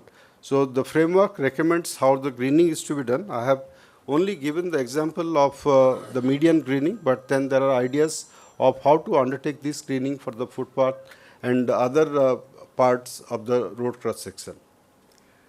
So the summary of the greening, I have covered a couple of things, but one is that we need to maintain the soil level in planning. So the soil level needs to be depressed by 8 to 12 inches with respect to the curb. So that is one thing which needs to be taken into account. Then in terms of waste management, all solid waste like litter, plastic, C&D waste, that must be completely removed from the median area. Sometimes after cleaning, the waste is dumped into the median area, so that has to be taken out. Then soil enrichment with cow dung slurry, once in a year, drip irrigation system, I talked about that. Then irrigation frequency based on the type of the plant. So like if you have drought resistant plants like bougainvillea, watering can be done once or twice a week depending on seasonal requirement. But one of the most important aspect with respect to greening is that today the greening contract and the road maintenance contracts are different. They are two separate contracts. So during deliberations, it was suggested that to merge the two contracts into a single, so that it is taken up as a single work, so that along with the road maintenance, the greening can be taken up in a very, very effective manner.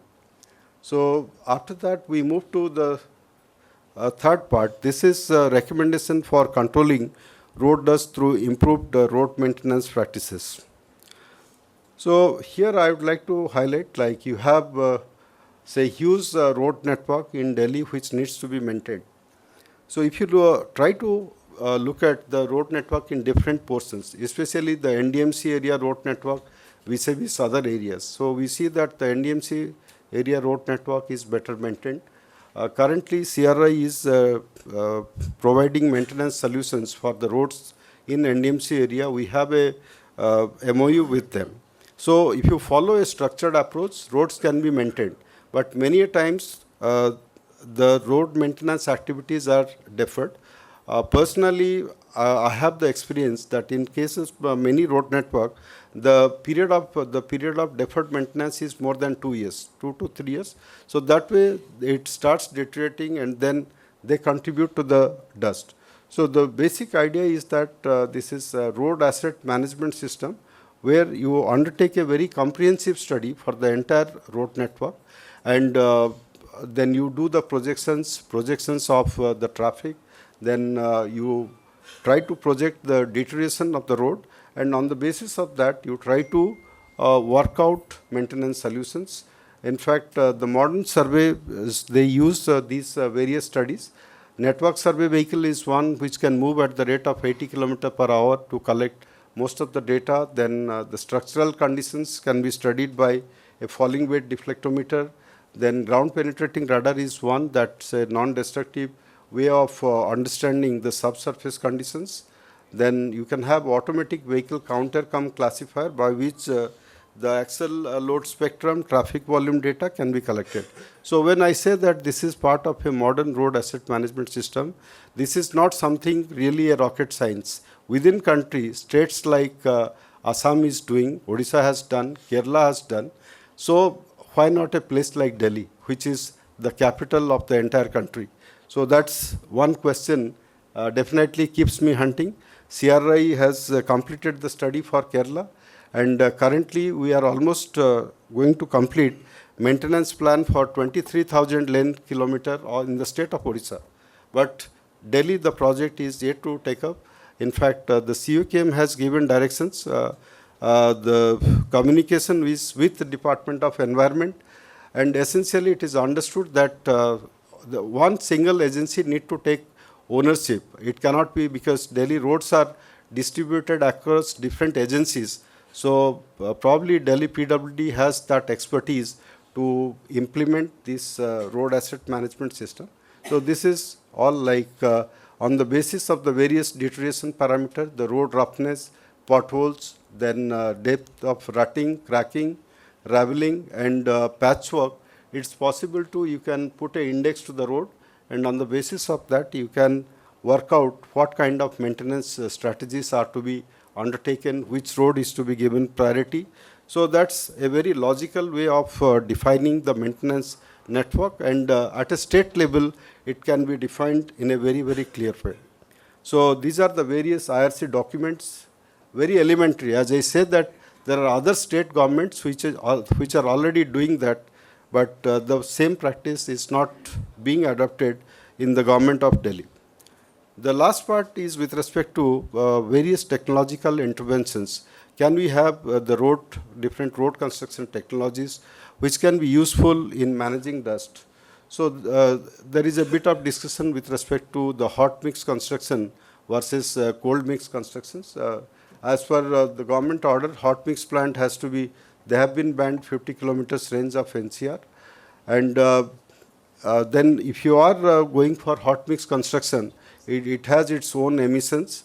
So there could be an alternative of cold mix technology, but there are going to be certain restrictions in terms of its capability. For high volume roads, it may not be feasible, but then for moderate traffic volume roads, the cold mix technology can be useful, which is going to be useful in terms of controlling the emissions also. And the technology is quite well documented. You have a IRC document SP81 by which emulsion-based constructions can be undertaken. The other thing is with respect to mechanized repair of potholes. Although like it is being followed, but in many times the response is very slow. So one is that you have pothole repair machine, you have say emulsion-based pothole solutions, materials that can be applied even if the road is having, the potholes are having water. Without dewatering directly, you can use the material for the repair of pothole.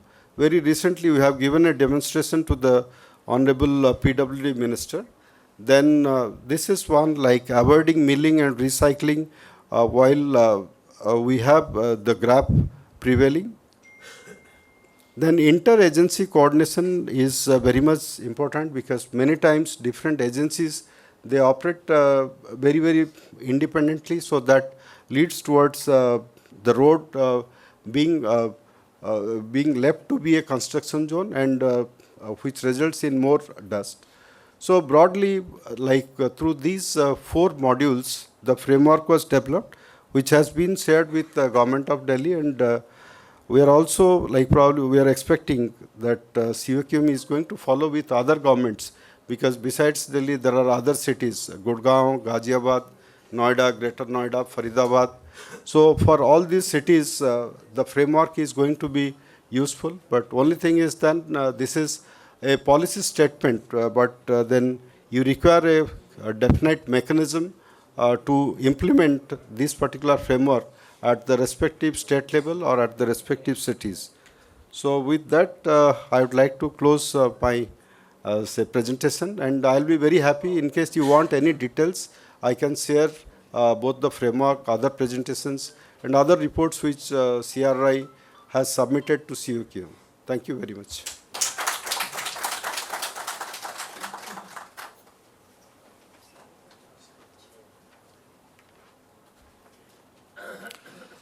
Thank you so much, Dr. Parida. Very, very insightful and to the point presentation. Quick note, we had some planned speakers, Dr. Harsha Kota who's a professor at IIT Delhi, and Dr. Prateek Sharma, Vice Chancellor of DTU. Both these speakers are unable to join us due to some health conditions. That said, we would like to move on to our session number 8, which is a talk on air quality management in NCR by Dr. S.T. Atri. Dr. S.T. Atri knows the in and out of weather, and he has served with Indian Meteorological Department for a long time before assuming responsibility at CAQM as a technical member.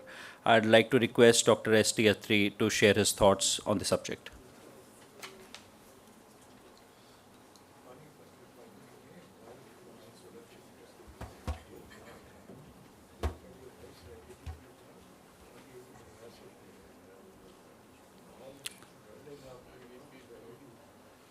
Good evening to all of you, and compliments to Dr. Gupta for initiating this important colloquium and bringing many experts in this room who understands the pulse of Delhi air pollution. We have to take air for breathing every minute, less than a minute, but quality is deteriorating. We need to definitely do not few things, many things, so that quality of life, quality of air quality will be better. And I'm sure with the very important inputs which I have seen for my preceders who have just spoken, there are many important suggestions are coming, and I'm sure with the cooperation of all of you, CAQM will be able to do much to bring the air quality in the better sense.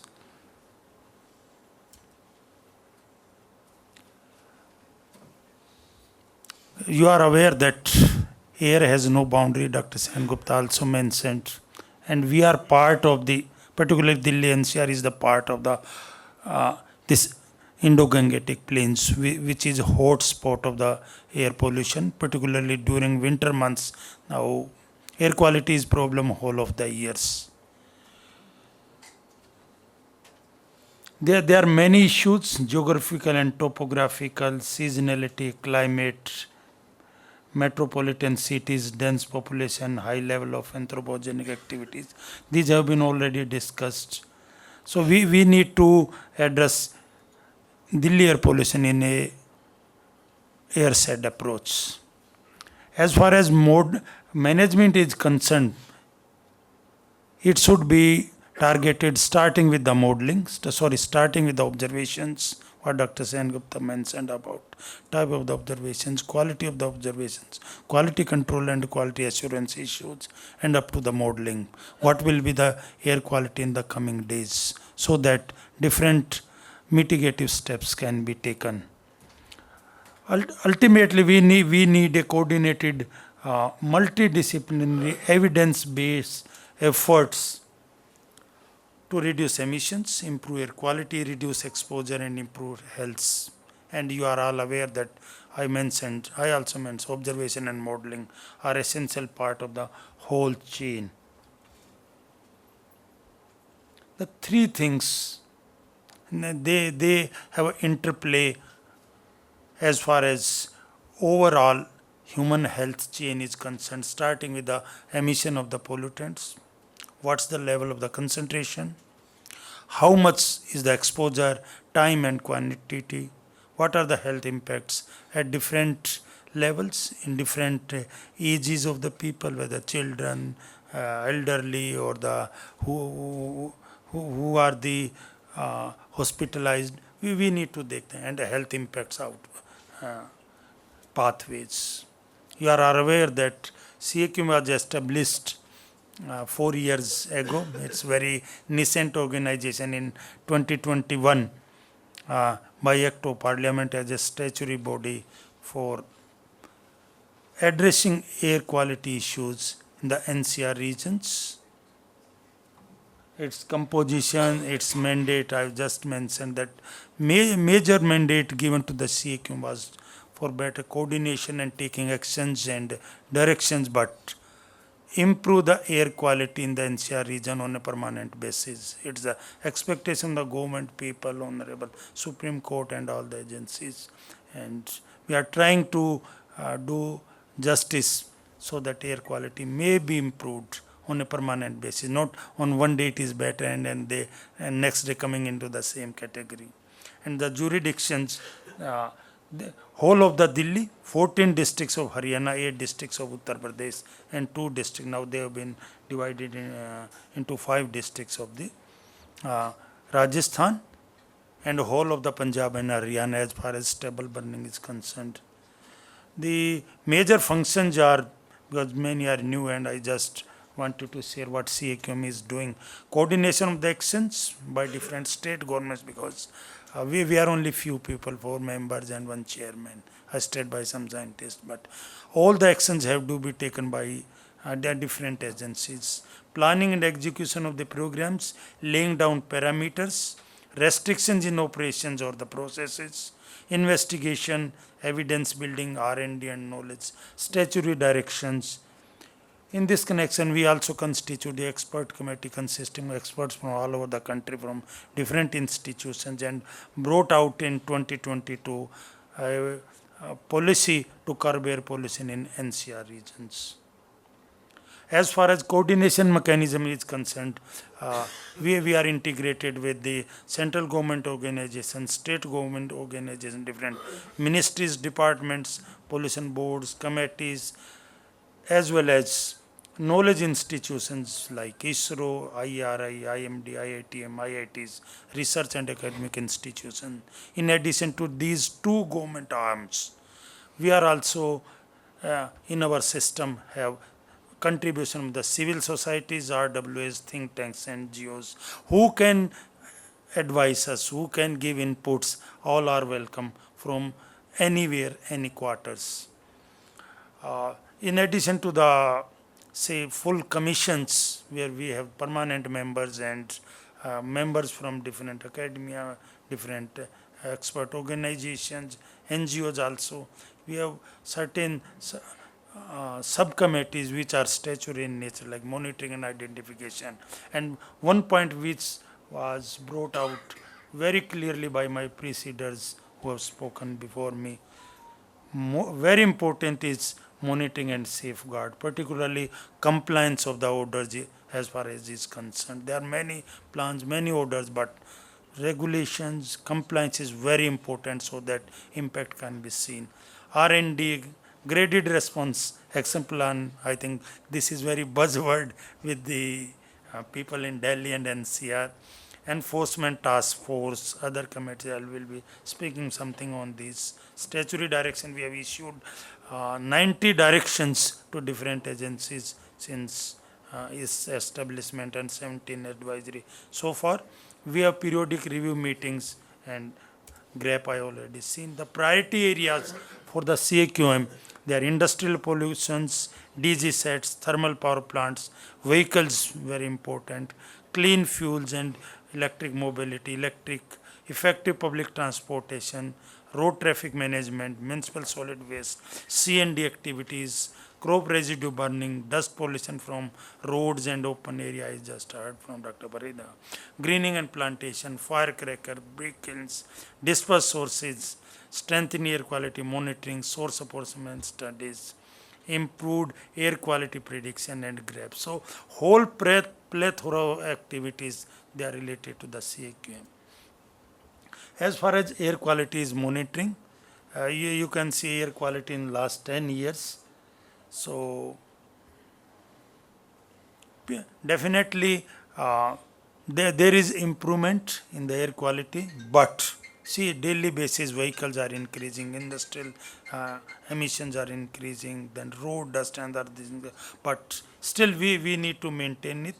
As far as if we take month wise and annual, I will show in next slide also how we have increased this monitoring network. At present, like Delhi, we have 40 continuous air quality monitoring stations, because every hour data is available on the website as well as apps, Samir app of the CPCB.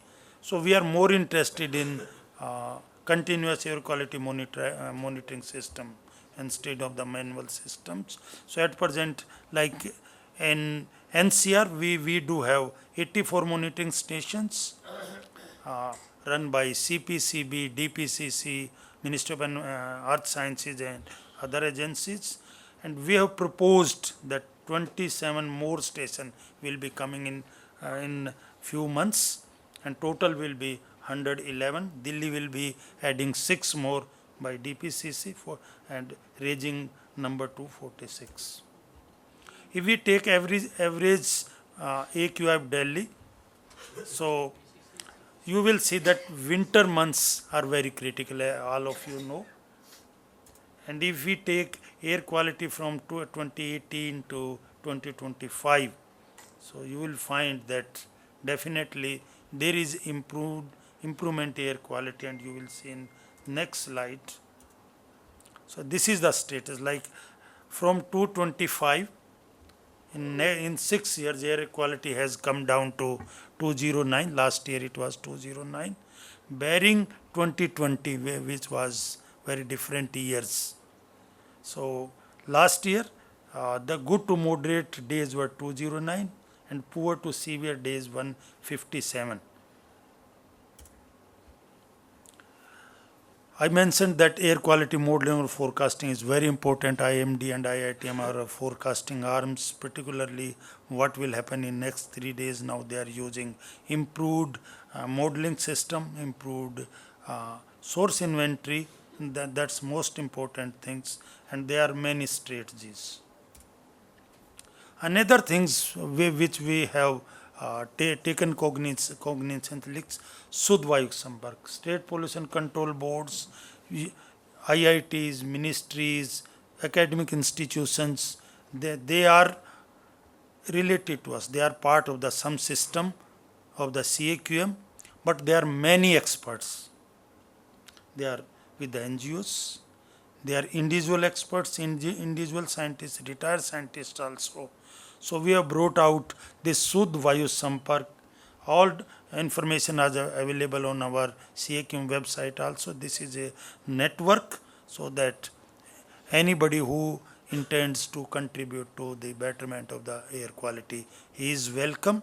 So we gave names Suha. So we will be having knowledge forum, particularly divided into the 6 groups, 6 knowledge forums on the transport, on the road dust, on the industries, on the IC activities, even doing in the school, colleges like that, or to the public. So that will also be one forum. So we will definitely invite and request this August gathering to join this Sudh Vayu Sampark. And I will be showing something what CAQM has done in these in last 3-4 years. One is management plan as far as stubble burnings are concerned. Particularly, you are aware that air quality goes bad due to paddy straw burning.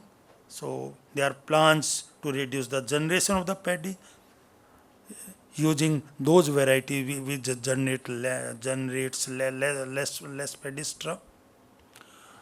And other things like crop diversifications, they are different schemes, they are different incentives. If you don't say sow paddy in Haryana, 7,000 per hectare is given. In situ crop management as well as ex situ crop management, IC activities, effective monitoring and enforcement. State government prepare plans every year. They are vetted by CAQMs and then monitoring is also done.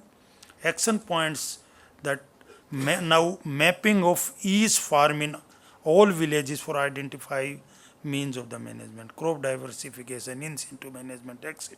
Now this is village specific. Now monitoring is at village level. Tagging of the specific nodal officers to a group of 50 farmers. Now one nodal officer, there were more than 8,800 in Punjab and more than 4,000 in Haryana last year. So 50 farmers will be taken, looked after by one nodal officers. Then constitution of the dedicated priority protection force from this year. Mandate for rent-free availability of crop residue machines for management machines for small and marginal farmers should be provided free from this year's. Fixing a common determined rate of the paddy. Farmers know I will get this amount. So state government will be taking action on this. Mandating use of the paddy straw pellets at least 50% in the brick kiln in a staggered manner. We will be bringing direction on this issue. Intensify and promoting use of the paddy-based biomass fuels in the industrial boilers. We will also working on the community boilers which my precedents mentioned. And during last 4 years, if you will see that number of the fire counts in Punjab, they have been reduced by 70%, and in Haryana by 40%. This is the annual. So lots of work has been done, lots of monitoring, enforcement, but still lots more to be done, so that this year we have planned with the state governments have committed that this will be almost a stable burning free year should be there. Another 2 things like Dr. Sen Gupta also mentioned and show a couple of slides about the sectoral contribution to PM 2.5 and PM 10 source emissions. There have been various studies starting with the NEERI in 2010, 2015 by IIT Kanpur, and then 2018 by TERI RI, as well as this SUFFER, as well as 2021 study recently brought out by consortium led by IIT Kanpur, where IIT Delhi and TERI were also involved. You will see one thing, whether it is PM 2.5 or PM 10, transport is the major source of the air pollution in Delhi, and second comes the dust. Maybe minor aberrations during the with the PM 2.5 and PM 10, but I will agree that these 2 sectors, if we can control in Delhi, 65 to 70% problems can be addressed. Then abatement of the vehicle pollutions, like directions for mitigating air pollution from the vehicles. We have already issued these directions that intercity bus service from any city in Haryana, NCR, Haryana, Uttar Pradesh and Rajasthan to Delhi has to be shifted to completely EV, CNG or BS6 diesels. Even intercity bus service from other cities, like other states, Punjab, Haryana, Uttarakhand, MP and JK to Delhi and other areas in NCR, they have to be EV, CNG and BS6. Other buses they have been banned. As far as auto rickshaw are concerned, new registration of only CNG or electric autos in NCR from 1/1/23 that is being implemented. Existing diesel autos to be phased out from the entire NCR by 2026. And this is the scheduling, like districts of Gurgaon, Delhi already phased out. Districts of Gurgaon, Faridabad, Noida, Ghaziabad by December, already there, phased out. Then districts of the Sonipat, Rohtak, Jajjar, Bagpat by December 2025, other districts by 2026. Directions for mitigation of air pollution from vehicles, direction number 88 that was recently issued on 23rd April. It says strict ban on entry of all transport commercial goods vehicle, that is LGV, MGV as well as SGV other than BS6, CNG, LNG and EVs into Delhi from 1st November 2025. No such goods vehicle will be allowed to enter in Delhi except for vehicles registered in Delhi. Non-BS6 compliant transport and commercial goods vehicle carrying essential commodities, those will be permitted for a limited period up to 31st October 2026, but later on these vehicles also have to be converted to CNG, LNG, BC or BS6 diesel. Then another direction 89 issued on 23rd April, liquidation of large free fleet of the end of the vehicles from NCR. There are many orders from Honorable Supreme Court and like 10 years vehicle, 10 years diesel vehicle and 15 years petrol vehicle, they should not be allowed to ply in Delhi. Now, one direction, in this direction,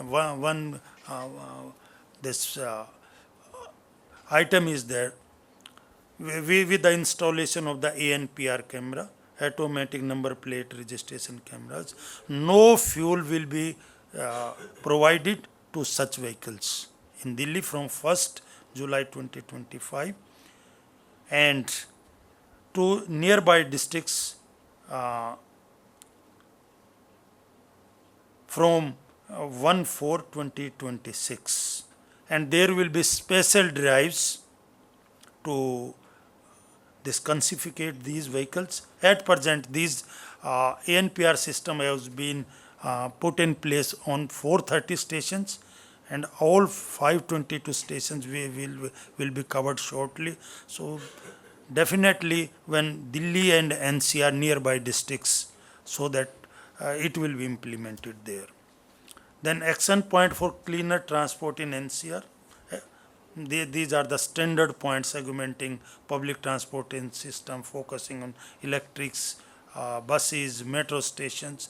These are PUC regimes, end of the life vehicles, scrapping policies, rationalization of the parking charges, emission monitoring and surveillance through remote sensing systems. I think we will be dealing more than these things. CAQM has also constituted a committee on the direction of the Honorable Supreme Court for reviewing the functioning of the pollution control boards and committee, what type of the instruments are they are using, what type of the methodology practices they are using, and what better can be done. And the abatement of the air pollution from the roads, pathway and open areas, I think just to mention that we have established, say, dust dust controls and management cells in all four states. Delhi has 12 such DCMCs, Uttar Pradesh 18, Rajasthan 15, and Haryana 19. These NCR districts where all the agencies, whether it is urban local bodies, pollution control boards, then PWDs, like they are part of these system, regularly meet and take care of the things. CAQM also constituted a expert committee and the chairmanship of the Dr. Parida. He just explained many things, so I'm not putting emphasis on these slides. Already report has been submitted to the CAQM and will be issuing further directions for its implementations. These are first salient features of the standard format framework for road design, road construction, like that he has already explained. Then abatement of the dust pollution from the construction and demolition activities. These guidelines have already been issued, like provision of the wind breakers at the project boundaries. We take these violations at very gross violations and issue closure, issue penalty, like that. State pollution control boards, municipal corporations, they conduct searches. We also do have our 40 flying squads for these inspections. Dust screen around the area under construction, covering of the construction materials, water sprinkling, yardstick for deployment of the anti-smoke guns, like one for at least one anti-smoke guns for construction area more than 5,000 square meter, and additional one for every incremental 5,000 square meters. And transportation of the CND material has to be through covered vehicles. Advised through concerned agencies for dust abatement in sanction or contact conditions, like that. CND waste processing facilities, we are putting lots of emphasis that these need to be augmented. Remote monitoring of CND sites already there. The 5 things, they are compulsory, like all projects of plot size more than 500 square meter. Mandatory registration of web portals maintained by SPCBs and DPCC. Standardized checklist, project proponent to carry out self audit every 15 days. Provision of video fencing for remote monitoring and installation of the low cost sensor, particularly PM 2.5 and PM 10. Remote and physical inspections by regulatory bodies. Awareness works of interactions with the stakeholders. Then we also constituted a consultative committee for techno-managerial solutions. Dr. Parida also mentioned about the cold mix or hot mix. What new technology can be there, like for say paint, if it is small room is there, no need to mix this ingredient at site, just bring and have painting. What level of the roads, what level of the buildings people can use pre-mixed things, particularly in the metros or other say road agencies or buildings. So we have members from PWD, DMRC, NBCC, CPWD, SP, Delhi, CREDI, NETCO, like this. So this work is is going on. Abatement from the industrial pollution. Now most of the industries, now they have shifted out of Delhi, but what Dr. Sen Gupta mentioned, that now they are in the vicinity of the Delhi. So pollution is coming, pollution has no boundary. So lots of the enforcement and compliance needs to be taken up. But as far as in the NCR, there are 240 industrial clusters are there. Out of 240, with the lots of emphasis and the lots of the persuasion and further interaction. Now 2 to 3 areas, industrial areas, now they are equipped with the PNG infrastructure.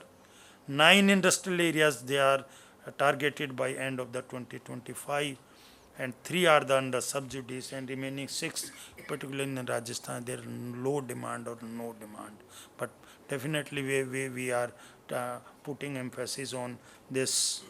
All 240 industrial areas should be covered by the PNG infrastructure. And another things also, fuel list is there, that is on our website. nobody is allowed to use coal except thermal power plants in the whole of the NCR. And we are putting emphasis on stubbles also. As far as the co-firing of the biomass in thermal power plants is concerned within 300 kilometers of Delhi, already mandate is there and targets was given of the use of the 3% of the fuel from the stubbles in the power plants, and the target will be enhanced to 5% in 2025-26. Now, these are the 11 thermal power plants operating in the Delhi.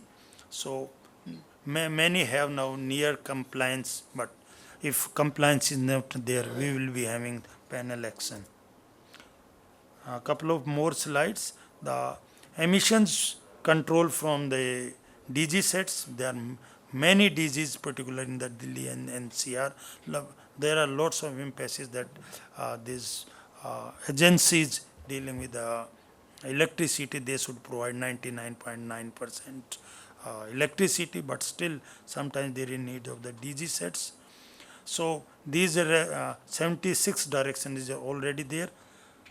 Any generator set running on the LPG natural gas, there is no restriction, even not during GRAP. Genset beyond 800 kW adhering to latest emission, new emission standards are there as per MOCC notifications. Portable DG sets below 19 kV, no restriction because no standards are there. And this direction covers all the DG sets from 19 to 1800 kV, 800 kV. Either they should have dual fuel or should have emission control devices. Now, greening and plantation with different agencies, government agencies, university, academics, NGOs. So this was the target for starting with the 2021-22. 2.53 crore plants were planted. It is continuously increasing. In the last year it was 4.3 crores and the target for 2025-26 is 4.8 crores. Already air pollution from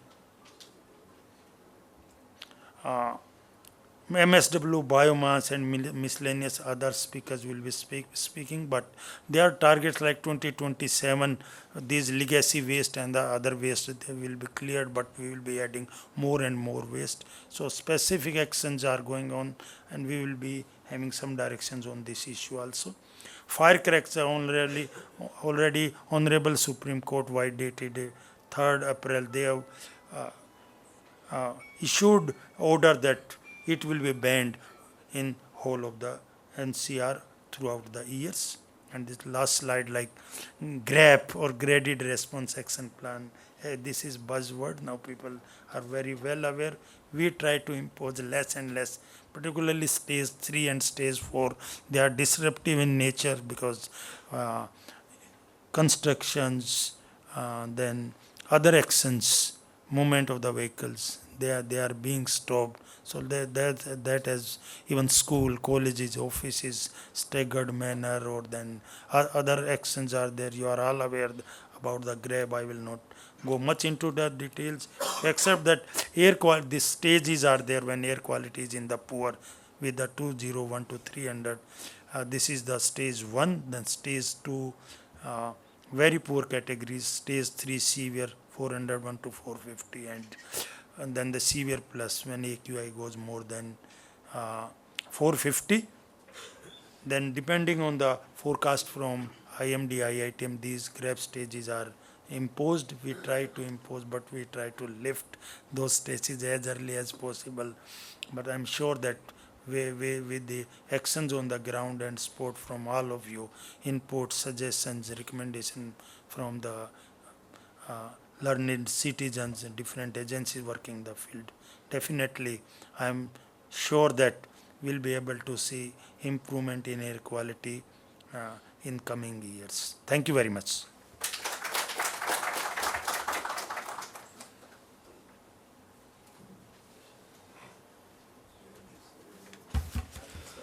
Thank you so much, Dr. Ratri. With this, we'd like to take a short break for tea. Tea is served outside this hall. We would reconvene by 7:15, so we'll take a quick 15 to 20 minute break and reconvene back. Thank you so much. I hope you enjoyed the tea break. As we restart our presentations, the next presentation is by Dr. Pradeep Khandelwal, former Chief Engineer, MCD. I will request Dr. Pradeep Khandelwal to share his thoughts on issues of waste and its management. A quick note about Dr. Khandelwal is that he is very well known to the waste management problems in Delhi and has been serving as a chief engineer at MCD. I'll request now Dr. Pradeep Khandelwal to start his presentation.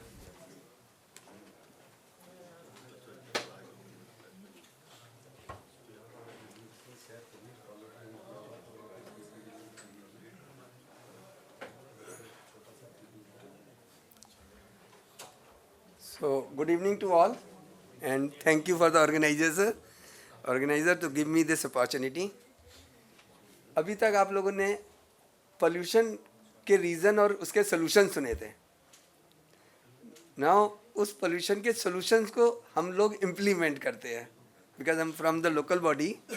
तो हम लोगों ने पूरी कोशिश करी है जो जो सजेशन दिए गए थे उसको इम्प्लीमेंट करके उसका यूज़ किया जाए. But after my presentation I will share 2 stories कि सिस्टम कैसे काम नहीं करने देता.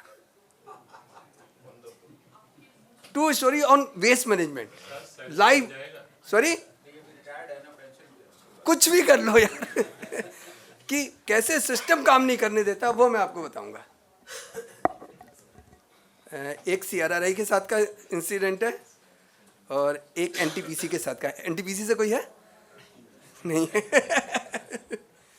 चलिए, तो बहुत क्विकली, मतलब जल्दी जल्दी बता दें. सबको पता है, जो बोलना चाह रहा हूँ वो सबको पता भी है. So this is the current scenario in the Delhi. Delhi generate around 11,000 metric tons of municipal solid waste, out of which around 8,000 we treat, balance goes to the landfills. So this is how we manage the municipal solid waste. Generation, try to do its segregation at source, but it is not mostly happening. Segregation in 3 parts, wet, dry and as per rule. Then we collect door to door through the private operators. So door to doors from private operators, we have hired private operators for the entire 12 zones of MCD. Then secondary storage in the FCTS, मतलब compactors में या MRF पे. Then we do the processing, both centralized also and decentralized. ये सब चीज़ें अभी first session में बताई गई थी कि कैसे क्या क्या करना है, क्या नहीं करना है. तो then disposal, we have a 5 disposal sites, out of which 2 are the engineered landfill sites. So that is new. Now ये different locations पे WTE plants हैं. लगभग 8,000 metric tons का हम लोग waste to energy कर रहे हैं. सर, आपके लिए कि आप वेस्ट टू एनर्जी के लिए आप कह रहे थे कि बहुत नुकसानदायक है. मैं ये बता सकता हूँ आपको, 2012 से आज 2025 हो गई, लगभग 10 लाख मीट्रिक टन से ज़्यादा वेस्ट हमने इंसिनरेट भी कर दिया. दिल्ली की एयर क्वालिटी में अभी फ़र्क नहीं पड़ा. जो अगर डिटोरिएट हो रही है वो अपने लेवल पे डिटोरिएट हो रही है. Nobody can say that it is because of the waste to energy. नहीं भाई, उसमें ना नहीं, आप सर, मैं आपकी बात से एग्री कर रहा हूँ. And is being monitor by NGT, by CPCB. नहीं, NGT नहीं, जो निकाल रहे हैं, जो कर रहे हैं, वो भी सब कुछ आ रहा है. सब कुछ यहीं दिल्ली में ही है, दिल्ली से बाहर कहीं नहीं जा रहा है. तो इसलिए 3-4 प्लांट, मतलब पहला प्लांट 2012 से चल रहा है, 2 प्लांट 2017 से चल रहे हैं, मतलब 17 से भी 8 साल हो गए उनको. तीसरा प्लांट 2022 से चल रहा है, चौथा प्लांट 2022 से चल रहा है, 5वां मैं अब लगाने जा रहा हूँ जो 2026 में लग जाएगा. तो और उसके बाद 6ठा 7वां भी आगे चलते रहेंगे. ये एक्चुअली ज्योग्राफिकल प्रॉब्लम्स की वजह से और इश्यूज़ की वजह से वेस्ट टू एनर्जी आ रहे हैं. I do agree, waste to energy नहीं होने चाहिए, बट दिल्ली की सिचुएशन के हिसाब से ये ज़रूरी है. कैपेसिटी ज़्यादा है ना 1950 के साथ? वो एक्चुअली 1950 और 250 जो है ना वो एनडीएमसी की है, तो हम लोग उसको अभी अलग रखते हैं। हमारी जो जनरेशन है और हमारा जो this is part of MCD. हाँ हाँ, टोटल दिल्ली की बात। हाँ टोटल दिल्ली के हिसाब से वो हो रहा है। डिसेंट्रलाइज 1 टन के 20 कंपोस्टर लगा दिए, हालांकि बायोमिथेनाइजेशन के भी लगाए थे, वो बंद हो गए अभी हमारे। 5-5 टन के 10 वो भी लगाए थे। लोकल कंपोस्टिंग भी कर रहे हैं, मटेरियल रिकवरी फैसिलिटी भी लगाई हुई हैं। तो इस तरीके से हमने ये सब चीज़ें, मतलब whatever solution has been propose by anybody has been implemented in Delhi. Whether it is successful और not successful is the secondary thing. किसी डिसेंट्रलाइज करना है तो डिसेंट्रलाइज भी किया, सेंट्रलाइज करना है तो सेंट्रलाइज भी किया। कोई भी चीज़ ऐसी नहीं थी जो कि दिल्ली ने स्टार्ट नहीं की हो। सबसे ज़्यादा ये पूरे इंडिया में सबसे ज़्यादा सक्सेसफुल अगर वेस्ट टू एनर्जी प्लांट्स हैं जो कि दिल्ली में जाए, आप अभी मैं सिस्टम पे देख सकते हैं, लगभग 50 मेगावाट हम लोग ग्रिड में पावर दे रहे हैं वेस्ट से। अभी ऑनलाइन ही चेक हो सकता है। ये सेग्रीगेशन जैसे लोग सब प्रमोट करते हैं सेग्रीगेशन करो, तो हम लोग ने भी सेग्रीगेशन स्टार्ट किया, सेग्रीगेशन कलेक्शन भी स्टार्ट किया। डोर टू डोर कलेक्शन, सबको बिन दे के, बिन से लेके हम कलेक्ट करते हैं डोर टू डोर। जो हमारे डलाव थे उनको हमने कन्वर्ट करते जा रहे हैं। अभी भी कुछ डलाव वर्क कर रहे हैं और कुछ डलाव जो हमने बंद कर दिए उनको अल्टरनेटिव यूज़ के लिए हम यूज़ कर रहे हैं। चाहे वो लर्निंग सेंटर हो, चाहे मिल्क बूथ हो। आई थिंक आप तो पटपागंज में रहते हैं, जिंदल साहब आपने देखा होगा। ये कॉम्पैक्टर्स लगाए हुए हैं जगह जगह हम लोगों ने, कुछ ढलाव में लगाए हुए हैं, कुछ अलग से लगा दिए थे। ये कुछ जो ढलाव चल रहे हैं उनको पूरा, जब से स्वच्छ भारत मिशन स्टार्ट हुआ है तो इम्प्रूव करने की कोशिश की गई है। दो स्टिल अभी भी कुछ जगह ओवरफ्लो होता है इतनी अच्छी तरह। ये हम डिसेंट्रलाइज करते हैं। मतलब मैं केवल आपको फैक्ट बताना चाह रहा हूँ कि एक कहना और एक एक्चुअली देखना, कि आप ये प्रीत विहार में, यमुना विहार में आप जाके देख सकते हैं, ये पिट लगाए हुए हैं हमने। ये रोड साइड पे हम लोग कर रहे हैं, लोकेशन भी दी हुई है, वो भी दिया हुआ है।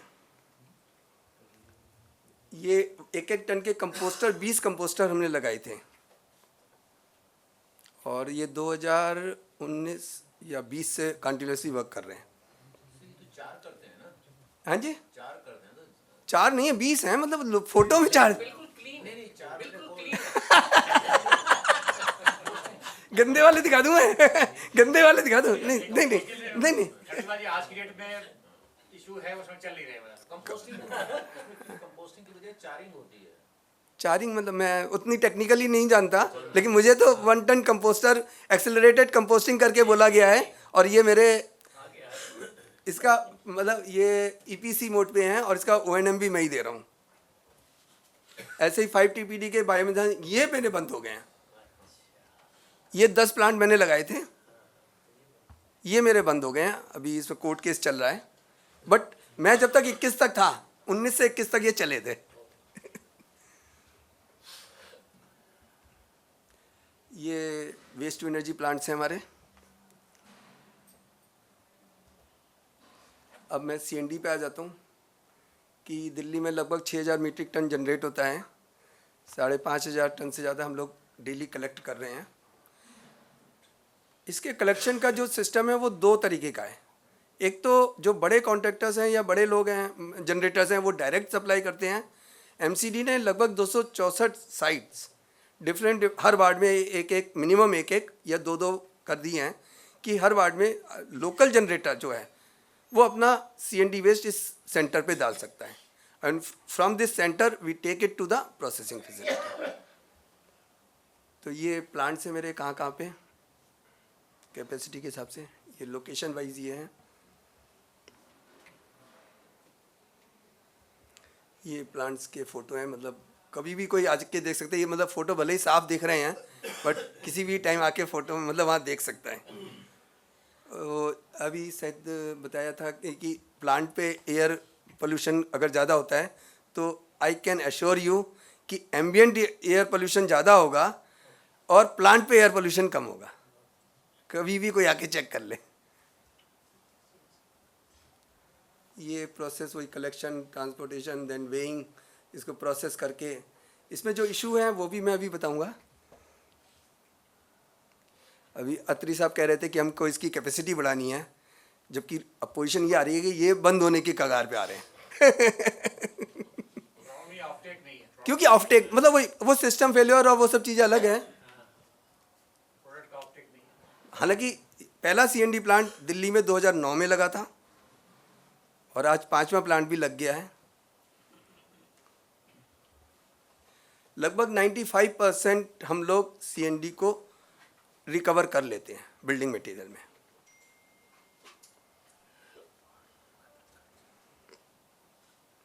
तो और इसका मैं ये भी बता सकता हूँ, फाइनेंशियल मॉडल भी देखा जाए तो शास्त्रीय पार्क प्लांट मेरे को प्रॉफिट शेयर कर रहा है।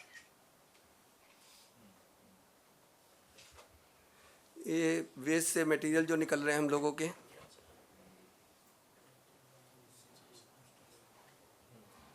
ये इन मटेरियल से फिर हम ये वैल्यू एडेड प्रोडक्ट भी बना लेते हैं।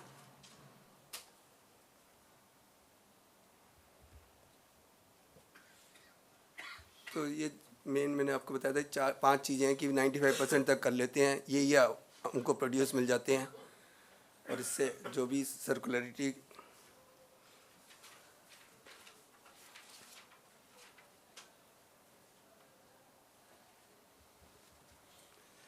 ये मेजर्स जो एयर पोल्यूशन के लिए ले रहे हैं हम लोग, वाटर स्प्रिंकलिंग, मैकेनिकल स्वीपर्स, सब कुछ जो भी चीज़ आपने बताई है वो सब एमसीडी कर रही है। नंबर बहुत कम है। सब उसमें भी उसी पे आएंगे, नंबर क्यों कम है और क्या इशू है इसमें। सर ये मैकेनिकल स्वीपिंग और वेस्ट मैनेजमेंट में दिल्ली की geography is the main concern. कहीं पे बहुत नैरो लेन है, कहीं पे बहुत बड़ी लेन है और जनरल इश्यूज बहुत सारे हैं। पार्किंग के इश्यूज नाइट में करते हैं तो पार्किंग इशू आता है, डे में करते हैं तो ट्रैफिक इशू आता है। आप मैकेनिकल स्वीपिंग किसी भी टाइम आप नहीं कर सकते। दो हम ऑन पेपर कर रहे हैं, बट डे में ट्रैफिक इशू आता है और नाइट में पार्किंग इशू आता है। कितनी पूरी रात भर हम लोगों ने रोड पे लगाई हैं।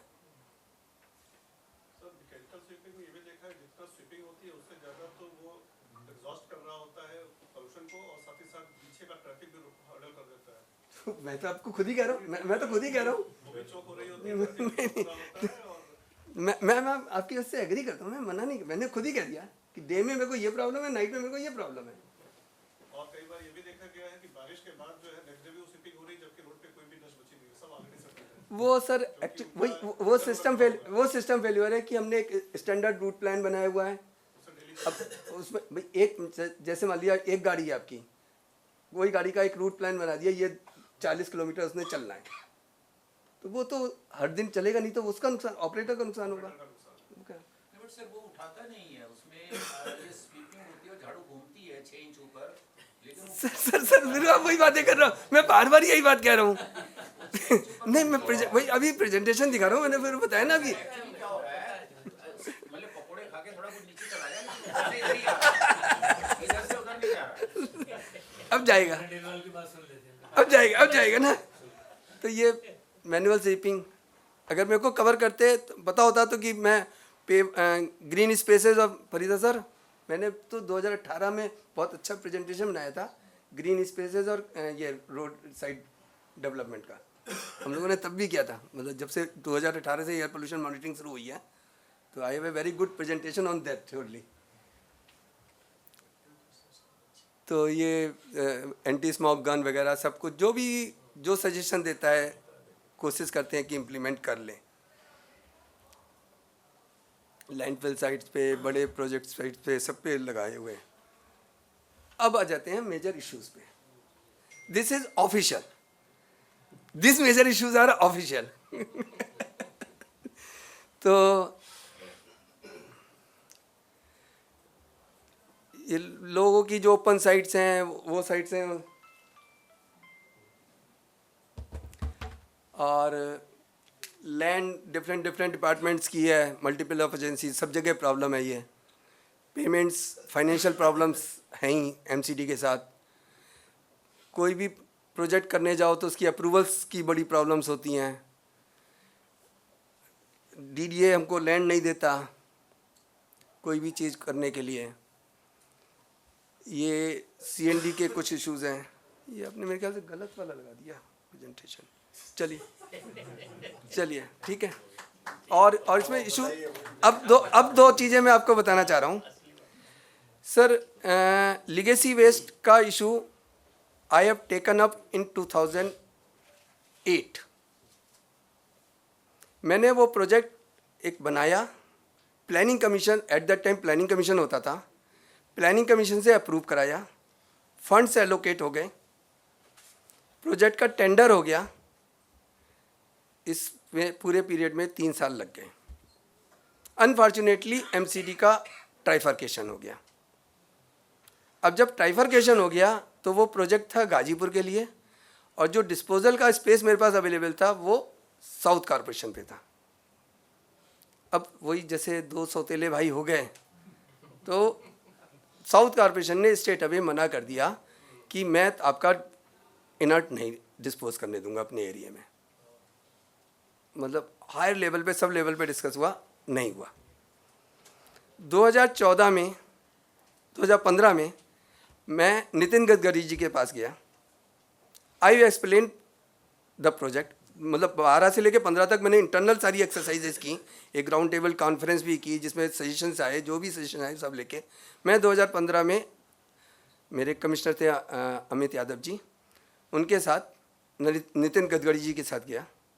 उन्होंने उनको सारा प्रपोजल एक्सप्लेन किया and he appreciated the proposal. तो उन्होंने एनएचआई को डायरेक्शन दी, भाई इसकी एक स्टडी करा लो। I was very happy. NHI ने सीआरआरआई से एक स्टडी कराई, that was completed in June 2016 कि this is a good project. उन्होंने पूरा स्टडी करने के बाद सब कुछ करा, एक्सप्लेन करा, सब कुछ करा और अलाउ करा कि रोड में कर सकता है। At same time Meerut express way बनना था, and with that 10 kilometres length of Meerut express way from ring road to the UP border, all that 140 lakhs metric ton of waste can be consumed, because दोनों तरफ 5-5, 6-6 metre का road race किया था उन्होंने, उसमें सारा कंप्लीट फिलिंग का था। CRRE ने बहुत अच्छा प्रपोजल फिलिंग के लिए सब कुछ दिया था, एंड इट वाज आज, क्योंकि 2 शोल्डर पे अगर रिस्पॉन्सिबिलिटी देंगे तो ये प्रोजेक्ट नहीं चलेगा, तो it was decided by the 4 senior officers of Government of India that this project will be taken up by NHAI. The 4 big officers of India is Secretary MOUHA, Secretary MORTH, Chairman NHAI, and Commissioner EDMC. They have decided, बहुत meeting हुआ, एक MOU बना, उस MOU को sign हो गया, और MOU में साइन होने के बाद उसमें रिस्पॉन्सिबिलिटी दी गई NHAI को कि वो सबने एग्री करने के बाद ही, वो MOU जब साइन हुआ सबके अप्रूवल के बाद हुआ साइन, कि ये NHAI ये प्रोजेक्ट करेगा।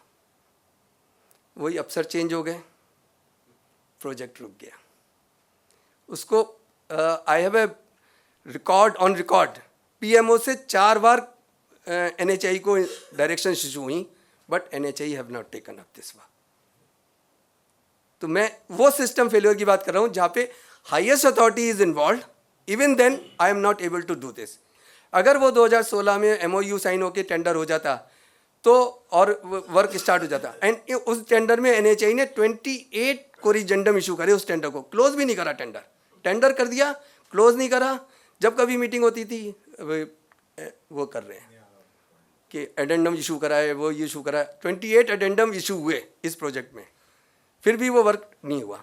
2017 में गाजीपुर का पे लैंडस्लाइड हो गया। I was the incharge. Justice Swatantra Kumar इसी इतनी बड़ी कोर्ट में बैठे हुए direct told me, mister Khandelwal, mister you, मतलब बोला कौन है इसका इंचार्ज, मेरे को सामने खड़ा किया वकील ने, I will put behind the was today itself, क्योंकि दो डेथ हुई थी 4-5 वहीकल हुए थे, ये मैं बिल्कुल फैक्ट बता रहा हूँ जो हुआ है बिल्कुल। और 19 सितंबर की ये बात है 2017, डेट तक याद है मुझे उसकी। 19 सितंबर 2017 स्वतंत्र Kumar told me this, but I don't know what has happened. उन्होंने बाद में मेरे वकील को कहा इसको कहो मेरे कमरे में आ जाए। When I give my card कि I am MTech from IIT Delhi and I tried my all level best, तो उन्होंने मेरे को सारा सुना पर्सनली अंदर चैम्बर में। ये अच्छी बात हुई। तो मैं, और 23 सितंबर को मेरे को US जाना था, तो मैं इतना मतलब टेंस हो चुका था उस टाइम कि मैं आपको बता नहीं सकता। तो एक तो ये प्रोजेक्ट है कि इतना अच्छा प्रोजेक्ट, सबकी अप्रूवल, CRRI की रिकमेंडेशन, फिर भी ये इम्प्लीमेंट नहीं हुआ। उससे अब अच्छी बात और देखिए उससे आगे क्या हुआ। 2016 में अगर ये हो जाता, आज MORTH नहीं सर्कुलर निकाल दिया कि विदिन 100 किलोमीटर जितना भी ये इनर्ट होगा वो सारा रोड में यूज होगा। सर ये हुआ है, वो CND वेस्ट हुआ था। ये नहीं होना चाहिए था, स्वतंत्र कुमार को उन 4 लोगों को बुला के अंदर बिहाइंड बार करना चाहिए था। मैं बता रहा हूं, नहीं सर मतलब अब इस एडमिनिस्ट्रेशन ढंग से काम करता है। अब सर इसमें बताइएगा कि इस केस में अब उसी MORTH ने उसी डिपार्टमेंट ने अब सर्कुलर निकाल दिया है कि within 100 kilometres, I have that circular also. एक छोटा सा और बस, तो उसको मैं विदिन 100 किलोमीटर्स कंपलसरी कर दिया। दूसरा एग्जाम्पल मैं आपको बताना चाह रहा हूँ, मैं क्योंकि इस दिल्ली में था, चीफ इंजीनियर था। ये जो वेस्ट सेग्रीगेशन और वेस्ट के बारे में प्रॉब्लम रहती थी, तो कोई भी कंपनी मतलब सक्सेसफुल नहीं हो रही थी। वेस्ट टू एनर्जी तो हो रहे थे, वेस्ट टू एनर्जी के अलावा वहाँ पे लैंड नहीं थी।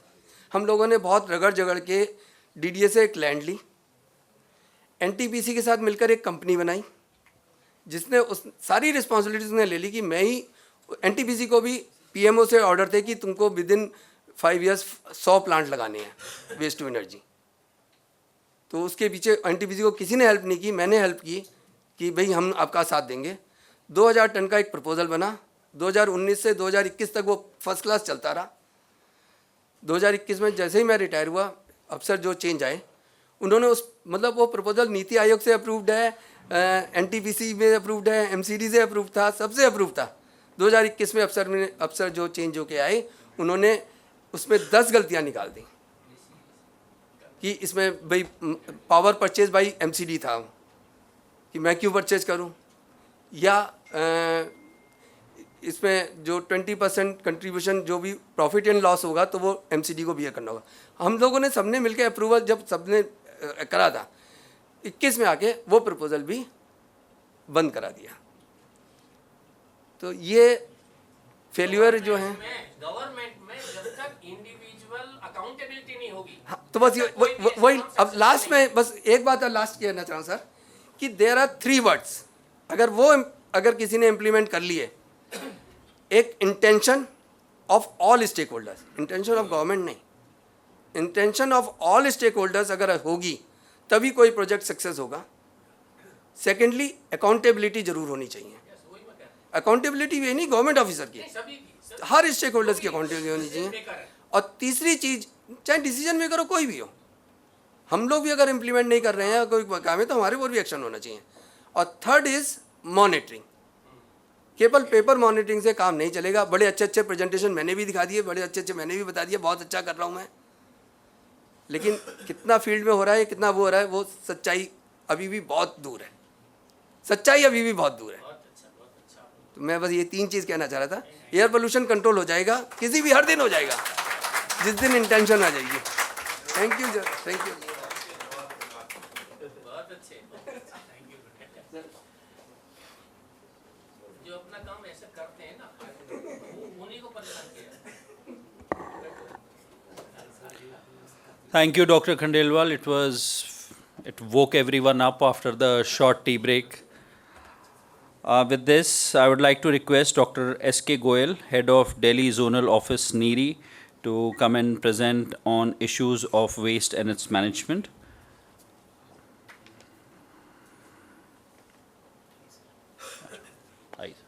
Thank you. Good evening, everybody.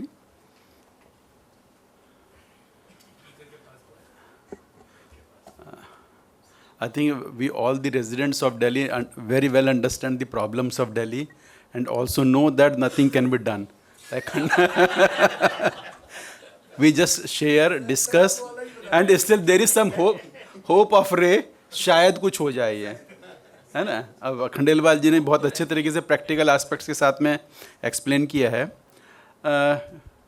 बहुत इंपॉर्टेंट टॉपिक है, close to my heart. Air pollution की फील्ड से मैं बिलोंग करता हूँ. मैं गुप्ता सर से मैंने पूछा, सर थोड़ा कल का मुझे प्रोग्राम बता दीजिएगा so that I can refine my presentation accordingly. Then I came to know that my topic is slightly different. So in fact that is good because all the speakers are mostly related to expert of their domain and addressing the issue of the air pollution. So I'll be not talking about air pollution. I'm talking something else. What we should do now?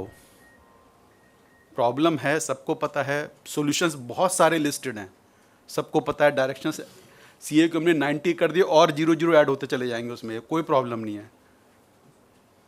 We stand where we are now. The responsive like Khandelwal साहब ने जो आखिरी के 3 word कहे हैं, I think those are very important. Intention, accountability और तीसरा क्या था, मॉनिटरिंग. बस उन्हीं 3 शब्दों के साथ में आगे बढ़ूंगा मैं. ये what is my thought process हैं.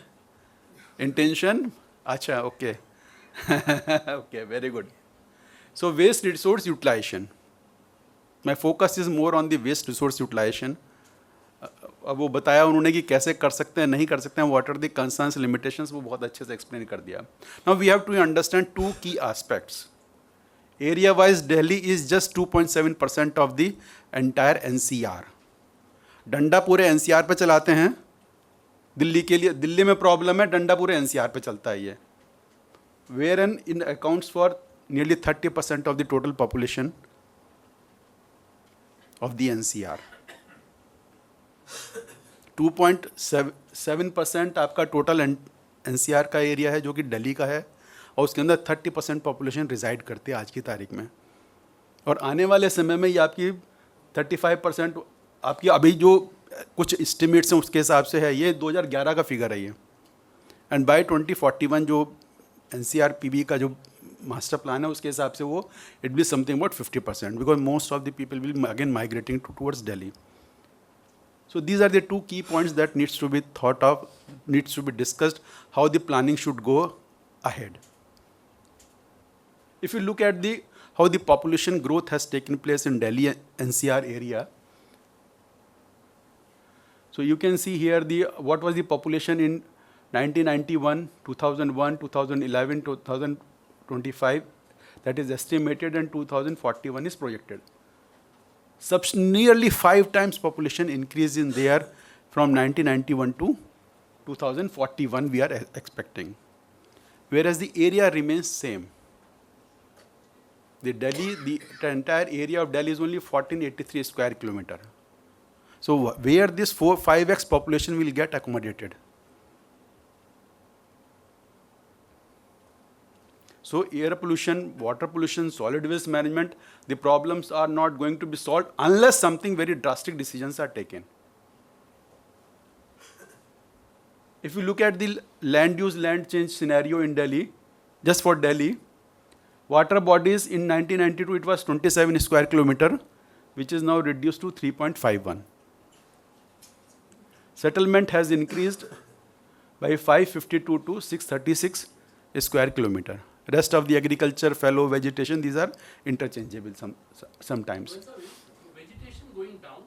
No, vegetation, agriculture, वो सब चीज़ें interchangeable रहती है. कभी fallow land ज़्यादा है, ये है वो.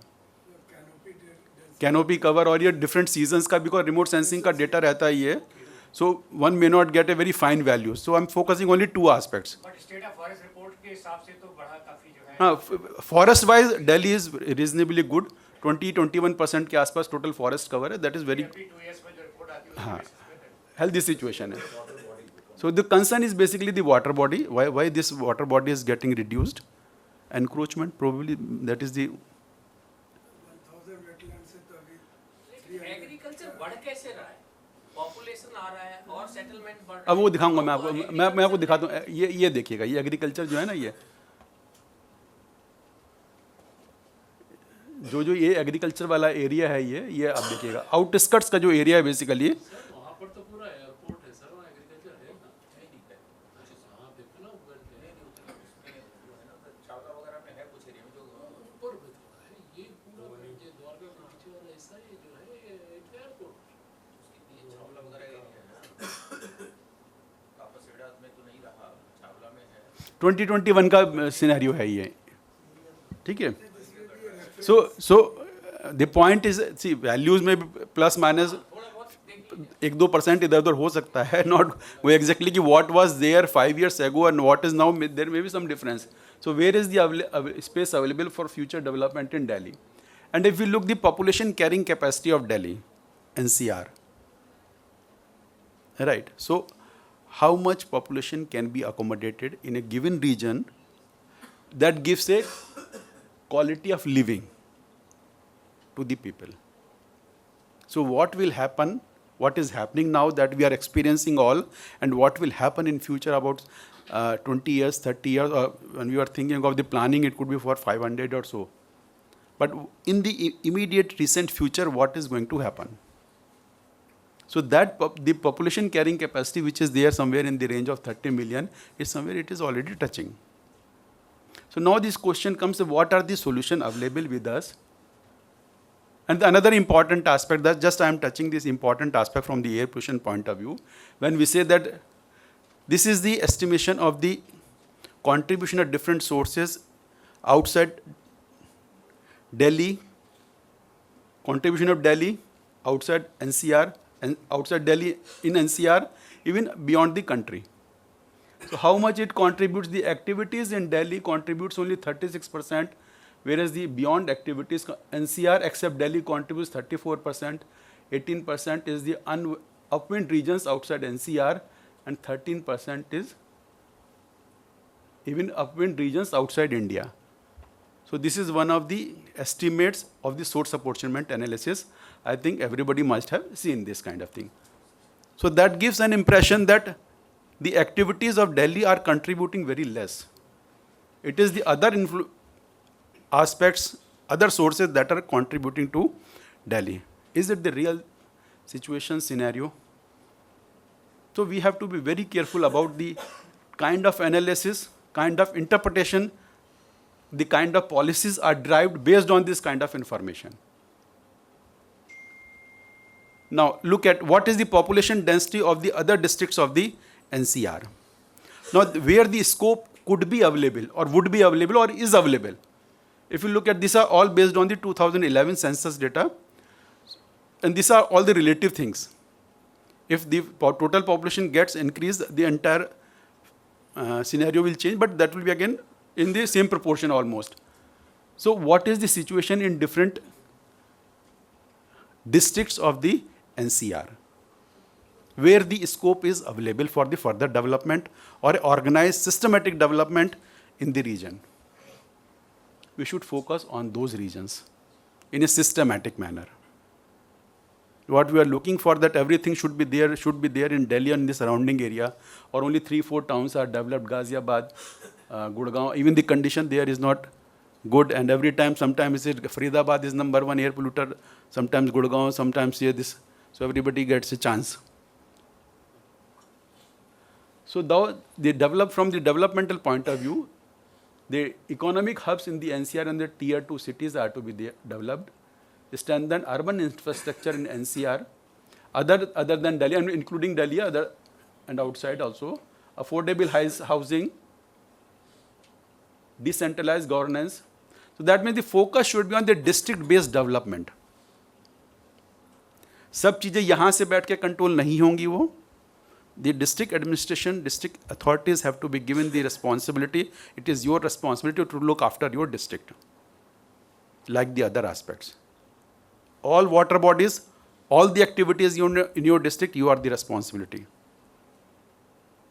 The monitoring could be at the central level, but the implementation will come at the ground level. Because once the situation is beyond control, again the implementation goes to the district level, the local authorities. So why not the planning should also be there at the district level? So the planning has to be at the district level. What needs to be managed? Very simple, आपको अपना घर maintain करना है। जितने बड़े घर के आप मालिक हैं, चाहे वो आपका फ्लैट है, बंगला है, फार्म हाउस हो सकता है, आपकी सोसाइटी हो सकती है, ये आपका रीजन डिस्ट्रिक्ट हो सकता है, इंडस्ट्रियल एरिया हो सकता है, आपका सिटी है। This is what needs to be maintained, air resource, water resource, land resource, ecology of that area. And since we are talking in the larger term district basis, then the agricultural activities in the region, and what happens to the biomass generated, the agricultural residues, where is the holistic planning for that district? So that has to emerge from the district level interventions. We can just, broad guidelines are given, but the implementation has to be there at the district level. What are the infrastructure required to maintain the good living in that area? That is the responsibility of the district administration. They will ensure it. They will have to ensure it. Then only we can see that holistically the quality of living is improving in the district by district, tehsil by tehsil. Standard हैं ये चीज़ें, तो मैं उसके ऊपर नहीं जाना चाहूँगा मैं ये. So what ultimately it needs integration and creation of more responsible ecosystem for regional planning and development, district by district. I am saying the authorities are to be given responsibility कि ये आपकी जिम्मेदारी, आपको ही देखना है ये. एयर पोल्यूशन की boundary नहीं है, बट सोर्सेज तो आप ही को कंट्रोल करने हैं ना. ईट भट्टे आपके उसमें आ रहे हैं, ब्रिक क्लिन्स आपके जुरिडिक्शन में आ रहे हैं, आपको एक्शन लेना है उसके ऊपर कि वो बायोमास यूज़ कर रहे हैं कि नहीं कर रहे हैं, what type of fuel they are using. Monitoring could be at the center level, but the implementation has to be at the district level. So with this, thank you very much. This is all I wanted to say, that we have to now think in slightly basic prescription is there, but when it comes to the implementation, that has to be there with that. Thank you very much. सभी चीज resource है sir, nothing is waste. बड़ा मंथन करना पड़ेगा. District अपने आप में तो कर नहीं सकता कुछ develop until unless you give them resources. जो हम देते हैं तो वो भी डाइवर्ट करने. देखिए आप रिस्पॉन्सिबिलिटी के साथ में रिसोर्सेज तो देने पड़ेंगे ना. हाँ, रिसोर्सेज भी देने पड़ेंगे आपको. पहली बार दिल्ली एनसीआर में वन गवर्नमेंट है, आप लोग होलिस्टिक सोच सकते हैं. पहली बार नहीं, बट देखिए फर्स्ट टाइम है ऐसा. भाई आप देखिएगा, दादाजी के 4 बच्चे हैं, 4 बच्चों का अपने अपने परिवार खुद देखना है ना. अब उनके फिर 4 के 4 बच्चे और हो गए मान लिया ये, अब वो अपना अपना परिवार देखेंगे. वो तो एनसीआर तो बहुत बड़ा ग्रैंड फादर हो गया ना, अब ये ग्रैंड फैमिली हो गई वो. बेसिक क्वेश्चन है why Delhi should accommodate 41%. Why yes, that is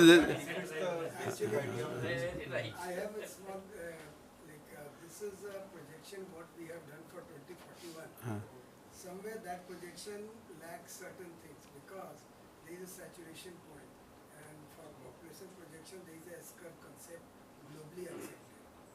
Now if we go through the last 3 census, I think the projection which has been made needs to be revisited, even because it's impossible that we'll have 50% of NCR population in 2041. no, see, let it be 40%. I'm saying the present population. Definitely you have not done it. Agency which is planning and based on this data itself is going on a direction which is not feasible. No, but that is what we all see, have to look into. the focus is on this now. You can see this is the relativity. What is available in different districts. This is what your analysis is. I am not questioning that. What I am saying. Go back to the. So I am trying to utilize this actually. Yeah, this is correct because end of the day, density matters a lot. Just to give you a simple example and just to for everyone, we talk about black carbon in Delhi. One small study, what we call it back of envelope calculation.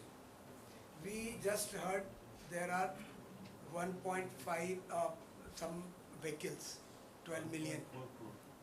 12 million or 13 million. Now the total, let us talk about what is the tires sold in Delhi NCR annually. If I say annually means these tires get non-usable because the thread gets, and that thread has 30 to 40% black carbon. Any of the four source apportionment study has accounted that? No. Now what is the life of that black carbon? These are all same what it comes from diesel, because the source are same, that will have same tracking. We are again contributing to them.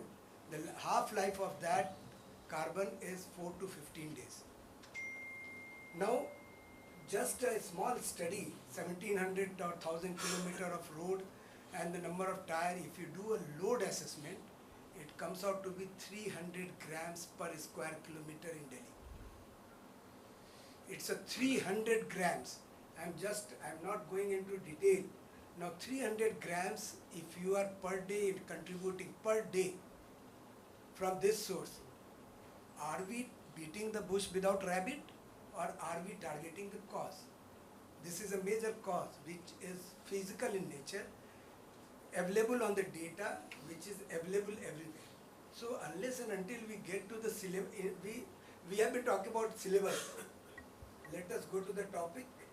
We should have a cause-specific solution and start working on it. That is just a small. आप कुछ अच्छा sir अगर allow करें तो इस map को use करके सिर्फ 1 मिनट अच्छा सर बताइए Dr. Sen Gupta is also here and he was associated with TTZ and I was a convener of the in TTZ appointed by Supreme Court. You see, this Bharatpur district is part of TTZ. Bharatpur district is part of NCR. No care is being taken. Second thing, Agra is here and Agra में TTZ है. TTZ means यहाँ पे area कम है और वो जाकर के ऐसे बढ़ता जाता है, exponentially बढ़ता जाता है. Similarly, why that concept is not being applied to NCR? कि भाई हमें जो पोल्यूशन का इशू है वो इधर ज्यादा नहीं है, पोल्यूशन का इशू इधर से होगा. अब आपने यहाँ से because of administrative reasons we are stopped here.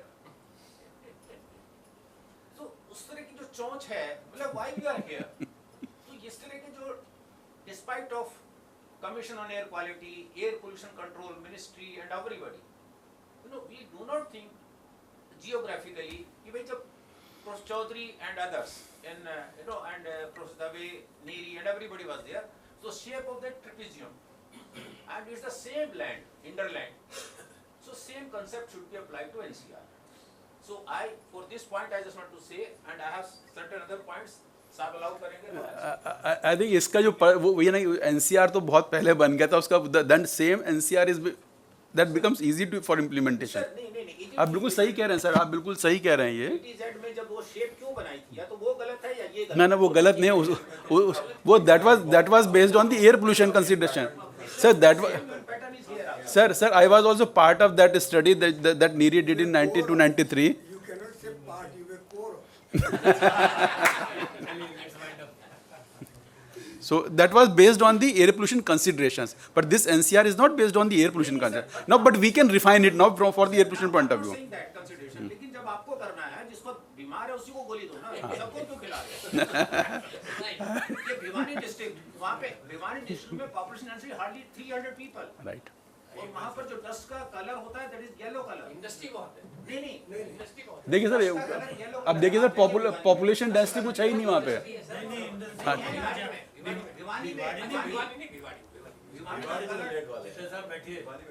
चलिए right sir, thank you sir, thank you very much.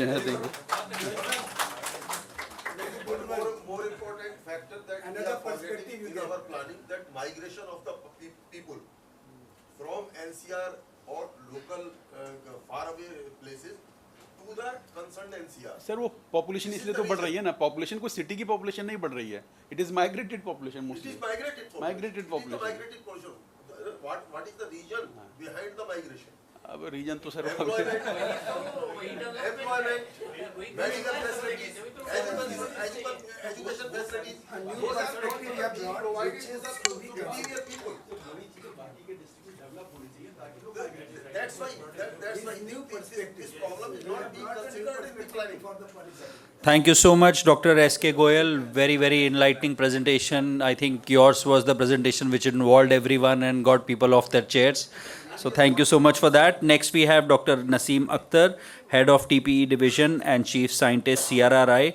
I just want to quickly say that only when I heard Dr. Naseem Akhtar earlier, I was able to really differentiate between what is a sound, what is a noise, and what is music. So that is the level of depth sir is going to speak into. Thanks, sir, please. Good evening, our seniors and colleagues. It's my privilege to make a presentation in front of so many stalwarts in the area. Basically, sir, in my one slides is there. In the last, I will say the same things in a different way. Basically, there is a reverse order. When you are developed a city in particularly one portions, then the migration will take place. Before that, there must be a planning how the population will be go back. Being a head of transportation planning and environment division, one slide I have there. Yes, sir. Basically, there are 3 slides. You will see those ones and what is the hearing loss and why the noise pollution is important. One is the sound propagations, right? Sound penetrates, and 4 is the air drum which vibrates, and 6 is called a hammer like a hands, and main thing is cochlea, 7th. Inside a cochlea there are hair cells. Basically, there is a bands, 20,000 hertz to 20 hertz band. There is a limitations of bands. See here, sir. Basically, total there are 16,000 hair cells. This is completely hair cells. 12,000 is the outer hair cells and 4,000 are the inner hair cells. Sound moves in the air, travel in the air, like an antenna, where in television you have seen that with the antenna sound has come. In the similar way, sound propagates. 12,000 hair cells, they are in the standing positions. They send the signal to the inner hair cells, and neurons touch on the inner hair cells and send the message to the brain. This is the process. Now what's happened? After continuous exposure of the noise, firstly hair cells decline. Decline means what's happened? If they are sending the straight sound, they are doing like that. Then it's called temporary hearing loss. Such type of situation arises, THL. And after continue exposure of 3, 4, 5 years, the erosion will take place. Outer hair cells will be disappear. Then this is completely loss of the hairs. Means hair cell, means what is hearing? Hearing is the loss of hair cells inside the cochlea. This is the basic thing. Why you are taking the precaution? We are trying to save the hair cells inside the cochlea. This is the main motto of everything. But once the hair cells disappear, means there is no any alternative. You cannot grow the hair cells. There is no transplantation is possible. So there are lots of things happens. Now the thing is that if noise is more than 90 dBA, right, there will be the impact on the hair cells. Now one question I am saying, people are saying this is a sound and this is the noise. Sound means pleasure form is called sound and unpleasant form is called noise. This is the normal concept in the whole world. But I am thinking in a different order. This is not truth. If the noise level will be more than 90 dBA, either it is old person, young person or children, the same impact will be on the hair cells and the cochlea. So why you are saying that this is a more than 90 dB or 100 dB sound is there is pleasant form sound? No. Unpleasant form is sound, it's okay. But pleasant form is noise. Do you think that at the 90 dB or 100 dB reverse process will not take place? So the best thing is that you can define that less than 70 dB is called sound, and more than 70 dB is called noise. And if anybody will living continuously 90% in the noise, this is called annoyance. Then now a city like Delhi or all the metropolitan cities, we are not facing a problem of noise, we are facing a problem of annoyance. So the third form is annoyance, continuous. This is the thing. So the definition is wrong. So sound or noise. So it may be corrected. Here, sir, see the things, different type of erosion. Now basically, sir, this is Karkadoma, where the metro is, planning was on the curve, now it has been constructed and metro is moving on. Before that, DMRC has gave a project to CRRI. Sir, what will be the actual conditions at that place? So the first is the actual photographs, second is the noise mapping on that time, and third one is after the metro, when metro will run, then this will be the situation, and fourth one is after using the noise barrier. We are not going to achieve the second one. The reason is that on the noise barrier height is restricted because due to the electric poles. More than 3 meters, you cannot do anything. You cannot make a loop or any other things. So designer is restricted. So only on the top floor you have seen that there is a noise impact on the last slide. So the noise mapping is a very important tool for the decision makers. Before doing anything, if you'll see the noise mapping profile, you can judge that what is the actual ambient conditions and what will be the worst situation, and after implementation of noise barrier, what will be the situation. Here, sir, this is the Nehru Place. I have made this one in 3D Studio Max. A time, 10 years back, I was the expert of 3D Studio Max. So this is not the actual photograph. It has been made by myself. So you have seen that the maximum noise is on the road, more than 80 dBA, and then on the Nehru Place building, till 7th floor, you find that there is you can say it is more than 70 dBA noise. The vertical noise mapping is very important.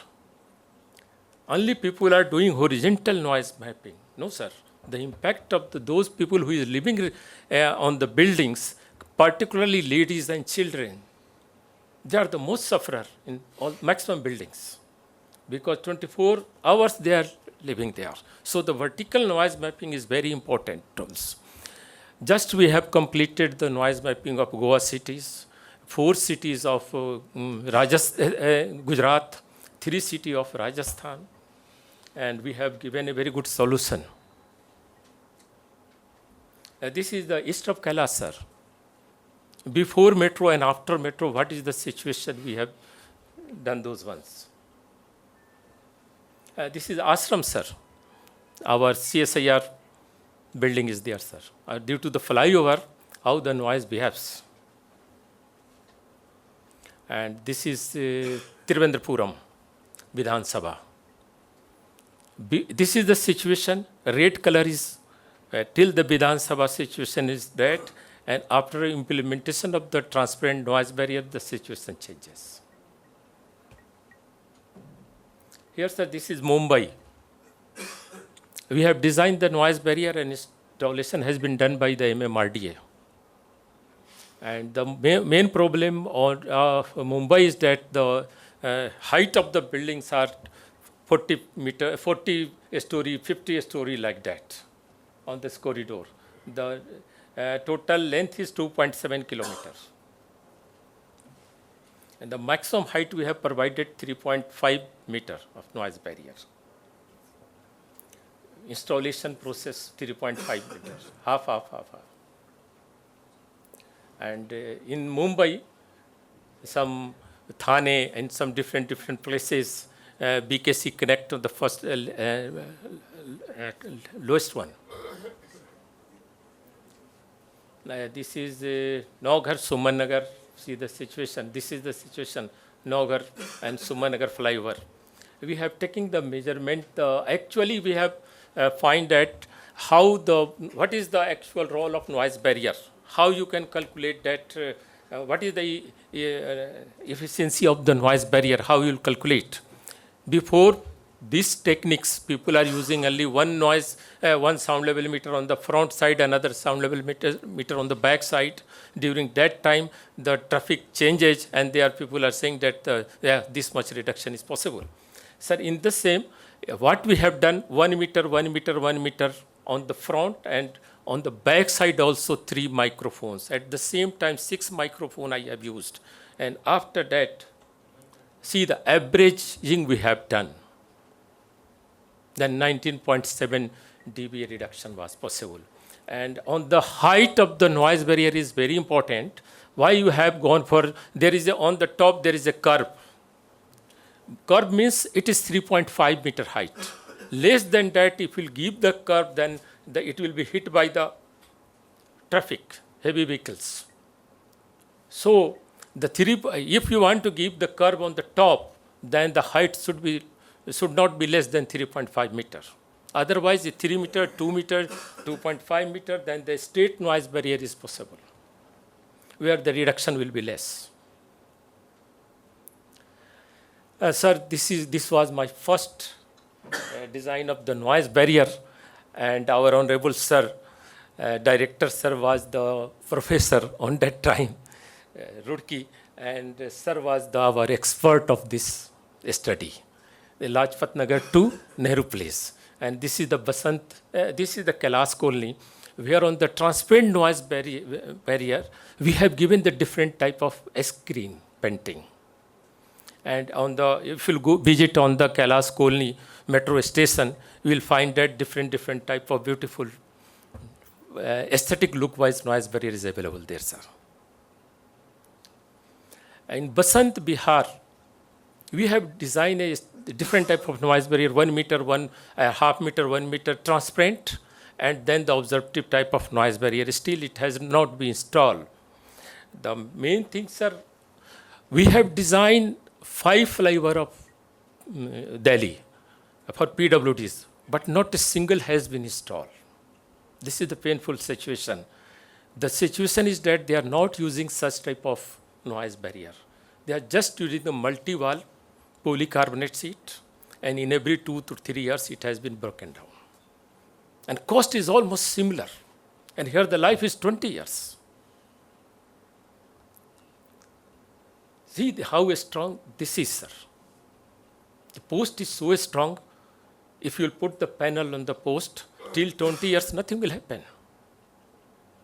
But why people are not using such type of things? The PWD people has visited in CRRI. Sir, the cost is around 10,000. Our cost will be very less. I make a comparison.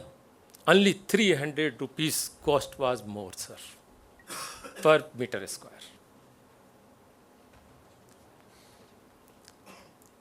And basically, from the road, noise level is around 72 to 80 dBA everywhere in India, where you will go. But first time I found that in Mumbai cities, there's a flyover.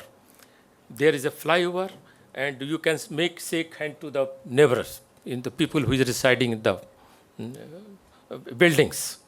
Where due to the multi-reflection or mirror image of the sound, noise drastically increases. 85.2 dB has been recorded. More than that, we have, in my life, I have not recorded anywhere, either in India or in abroad, that noise from the road has been reaches to 85.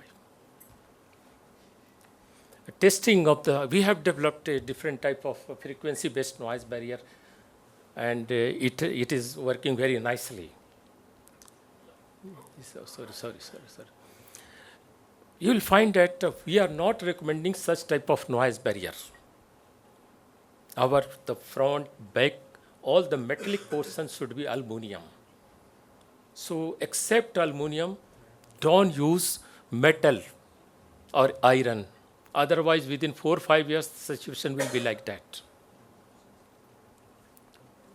Sir, in Europe, this is we have found this culture, the birds is flying on the noise barrier.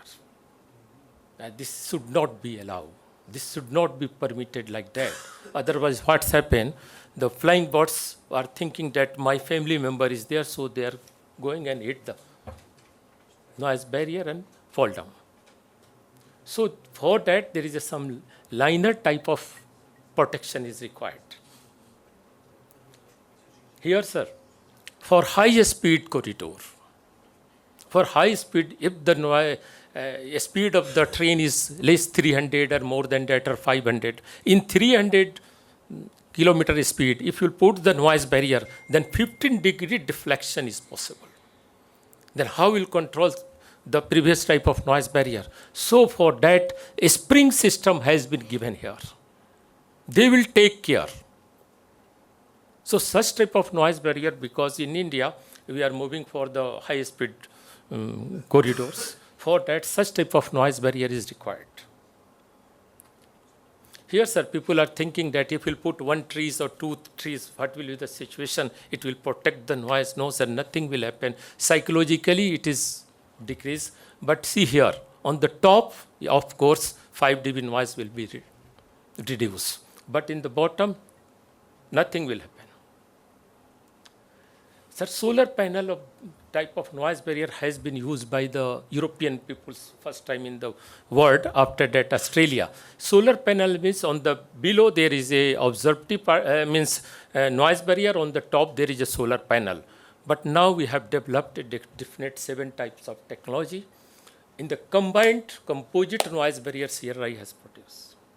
And very soon it will be patented. And the same, you can say that 42 mm thickness is of the solar panel. On the same solar panel, one side it will work as a solar panel, other side it will work as a noise barrier. So very soon it will be patented. And cost-wise, it will be the same as the existing noise barrier. And life is more than 25 years. So this is such type of noise barrier we are using for, this is the vinyl sheet for the construction sites.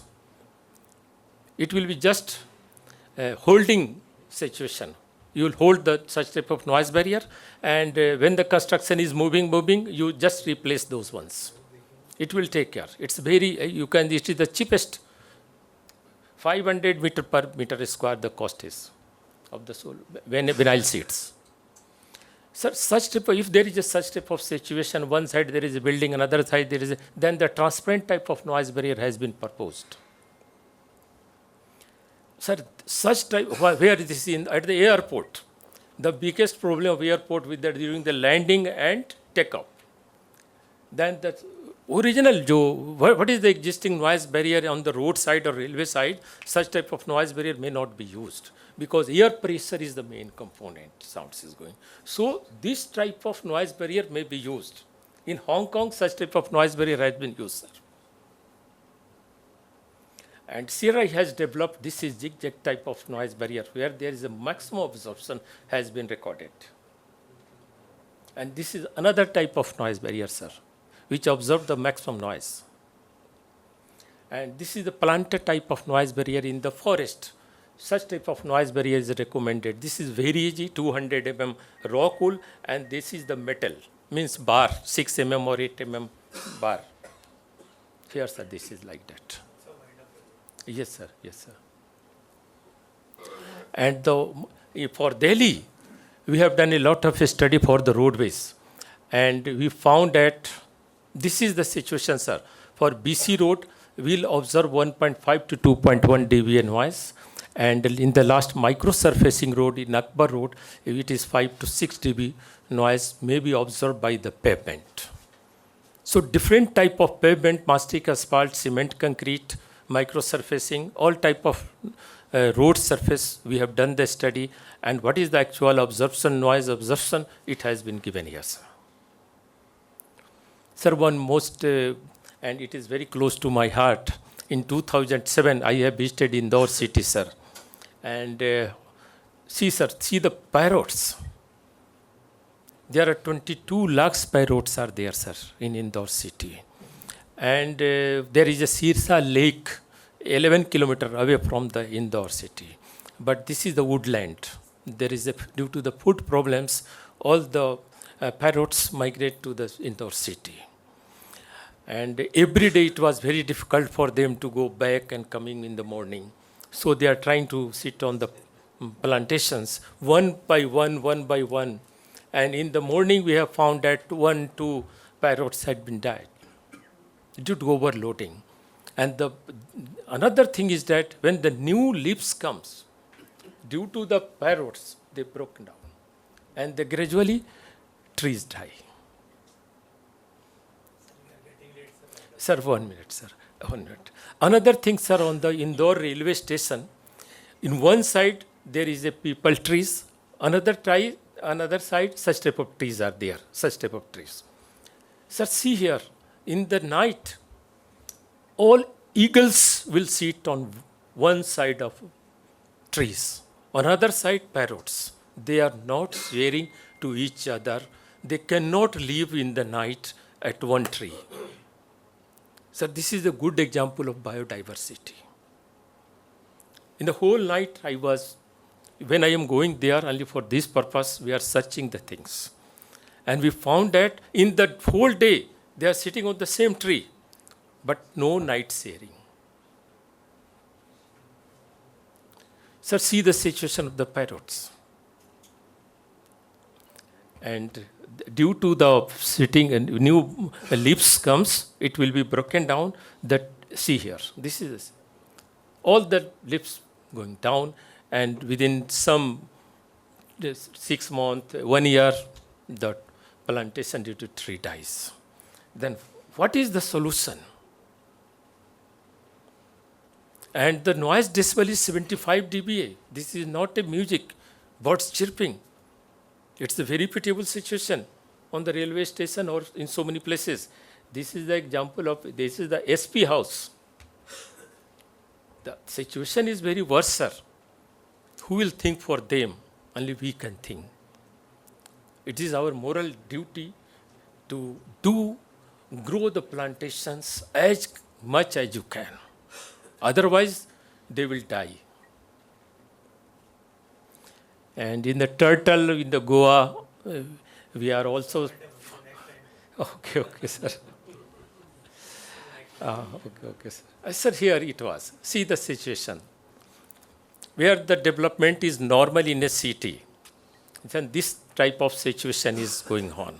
But if one side development will make, then all the population gradually shifting towards that. All the metros, all the routes, all the facilities you can provide it in one direction, then the quality of life totally going to hamper.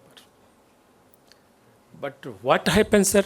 Like that in Delhi, we have make one route for Delhi to Dehradun, Delhi to Alwar, even in RRTS corridor also, Delhi to Ballabgarh, like that, everywhere. There is a reverse pyramid. All the people are coming from there to here. So the quality of life deteriorating day by day. Then now the thing is that all the infrastructures, all the company, it is the duty of the government, then it may be shifted on the rural areas. This is the only alternative. Otherwise, gradually we will go on the vertical directions and the quality of life will be destroyed, sir. Okay, sir. Sir, one more thing. The traffic patterns, sir, there are A side, B type, C type of roadways, right? In Delhi, in every places we found that less than 8 lanes, it would not work. Otherwise, a lot of congestion in kilometers. The question is that identification of hot spot. If there is a one place, 10 place, 20 place, there is a hot spot, then you can say that it is the hot spot. A city like Delhi, everywhere there is a hot spot. What can we do? This is the major problem, sir. Not only one place there is a hot spot, 100% there is a hot spot. Almost every place there is a bottleneck situation. Everywhere you will measure noise is around 80 dBA plus minus 2-3 dBA. This is the situation, sir. Okay, sir. Thank you, sir.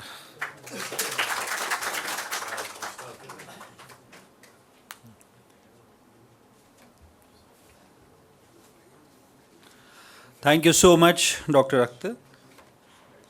I will now request our chief guest, Dr. S.T. Atri, to share his concluding remarks.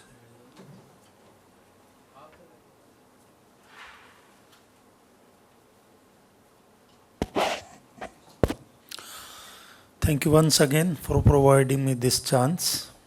It was wonderful evening.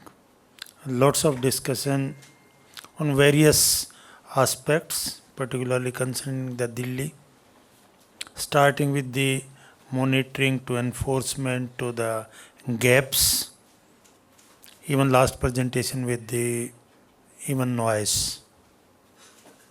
But couple of things we need to remember. There were presentation, particularly involvement of the stakeholders, whether it is government, it is academics, it is civil society, or it is the public at large. Even CAQM was constituted not as a entity like, it is a regulatory body, but it is like a scientific body, and we generally work in a collaborative mode. From where we get information, we get advice, we get suggestion, we always welcome. And one thing is certain, particularly in this country, जिसको कहते हैं हर बार आईना दिखाना पड़ता है, लोग बहुत जल्दी भूल जाते हैं.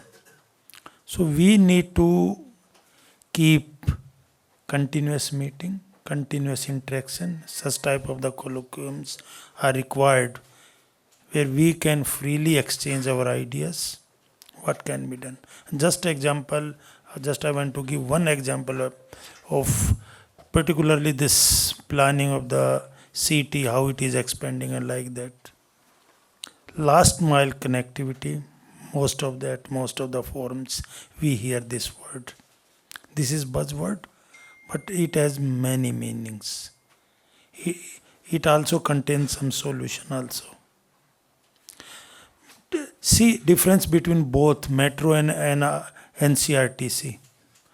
Concept is totally different. One is the facility within the city, another just take out people from the city to say 100 kilometers, 50 kilometers. And couple of days I was just reading in my newspaper why population is increasing 5, 6, 7 cities in the country, be it Hyderabad, Bangalore, Delhi NCR or like that. Particularly for the students and this education community.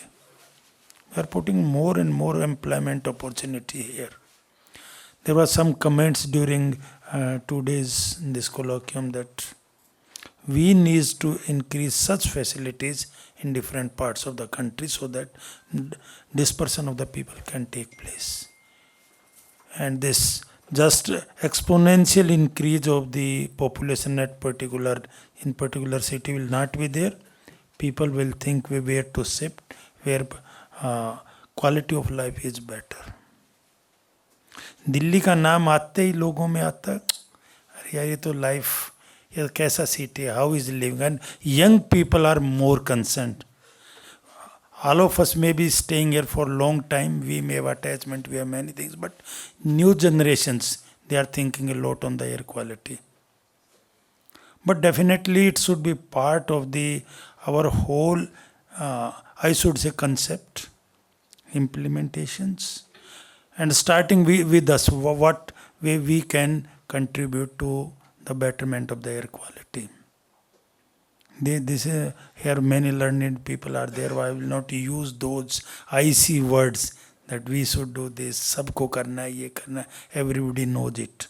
But definitely, we as a stakeholder, we as a participants of this whole city, we also owe our responsibility to the city. Definitely, from the CAQM side, I will not take much time and will invite comments, input, suggestions from all of you. From where I most of the time say, knowledge जहाँ से मिले, जिससे मिले, उसको ले लेना चाहिए और उसको implement कर देना चाहिए. So I thanks Gupta ji and all of you for providing me this chance, and it was a real wonderful evening. I have enriched my knowledge also today, and hope some of the things will be put into the action. Thank you very much.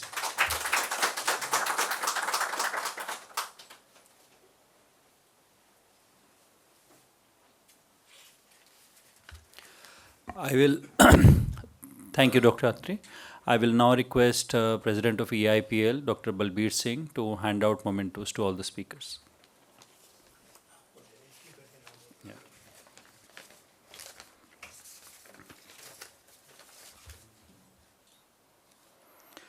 Starting with Dr. Anil Kumar.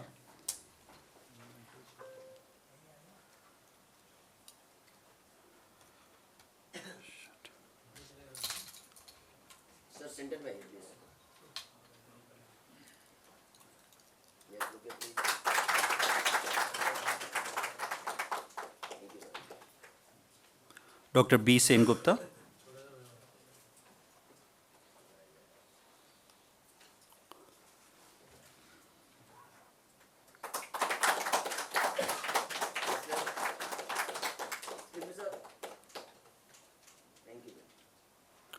Dr. Manoranjan Parida.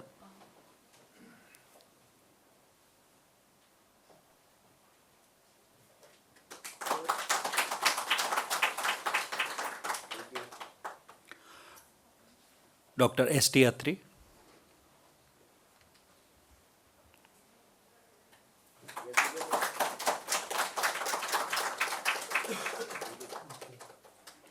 Dr. Pradeep Khandelwal.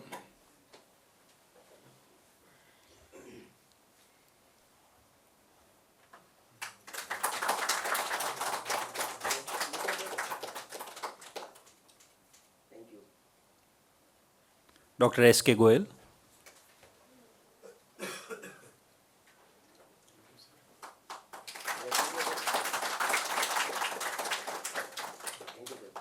Dr. Naseem Akhtar.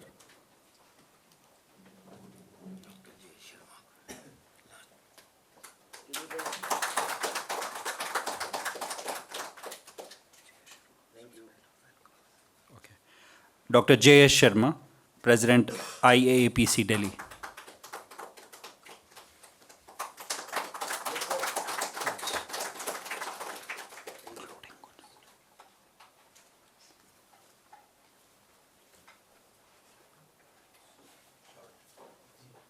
I will request Dr. Balbir Singh to share his few words.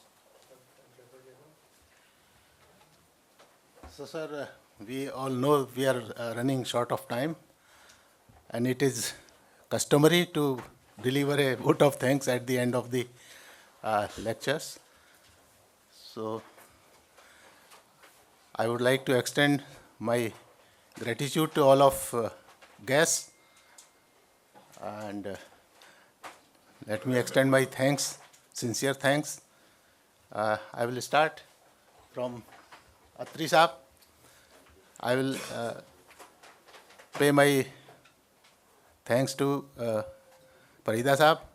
Parida Saab is the main instrumental behind this program. And next I will pay thanks to Anil Kumar Saab, former Director, Environment. So thank you very much, sir. B. Sen Gupta Saab, thank you so much, sir.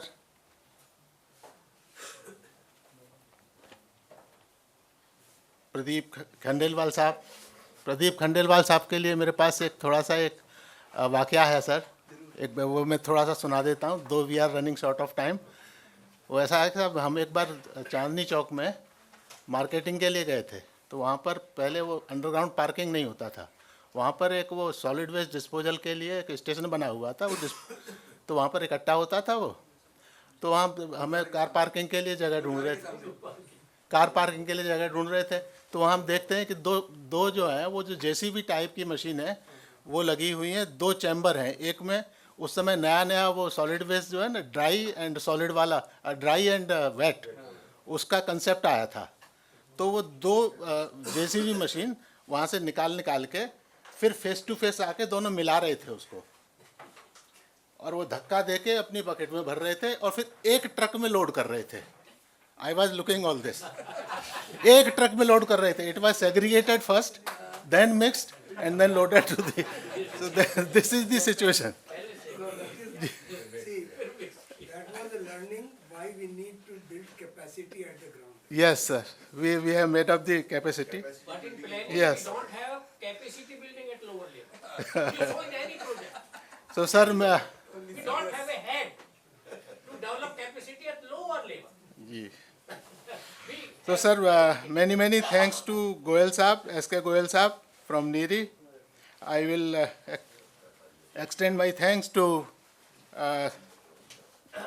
Naseem Akhtar Saab. Then my sincere thanks to all the participants here, present here, who has taken pain and spare some their valuable time to come to this place, and I'll not take much time. So thank you to all, one and all. Thank you very much, sir.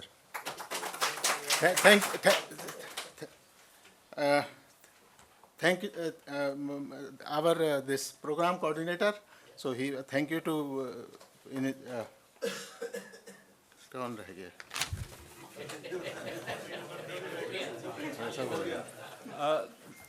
So there is a request that has come from the photographer. He's kindly reminded us that let's have all the speakers come here and take a group photograph. It will be a good memory for all of us. So I'll request all speakers to please join us here right in front of the dais, and we'll do a quick photograph. Photograph इसलिए लिया जा रहा है, कल को pollution कम नहीं हुआ तो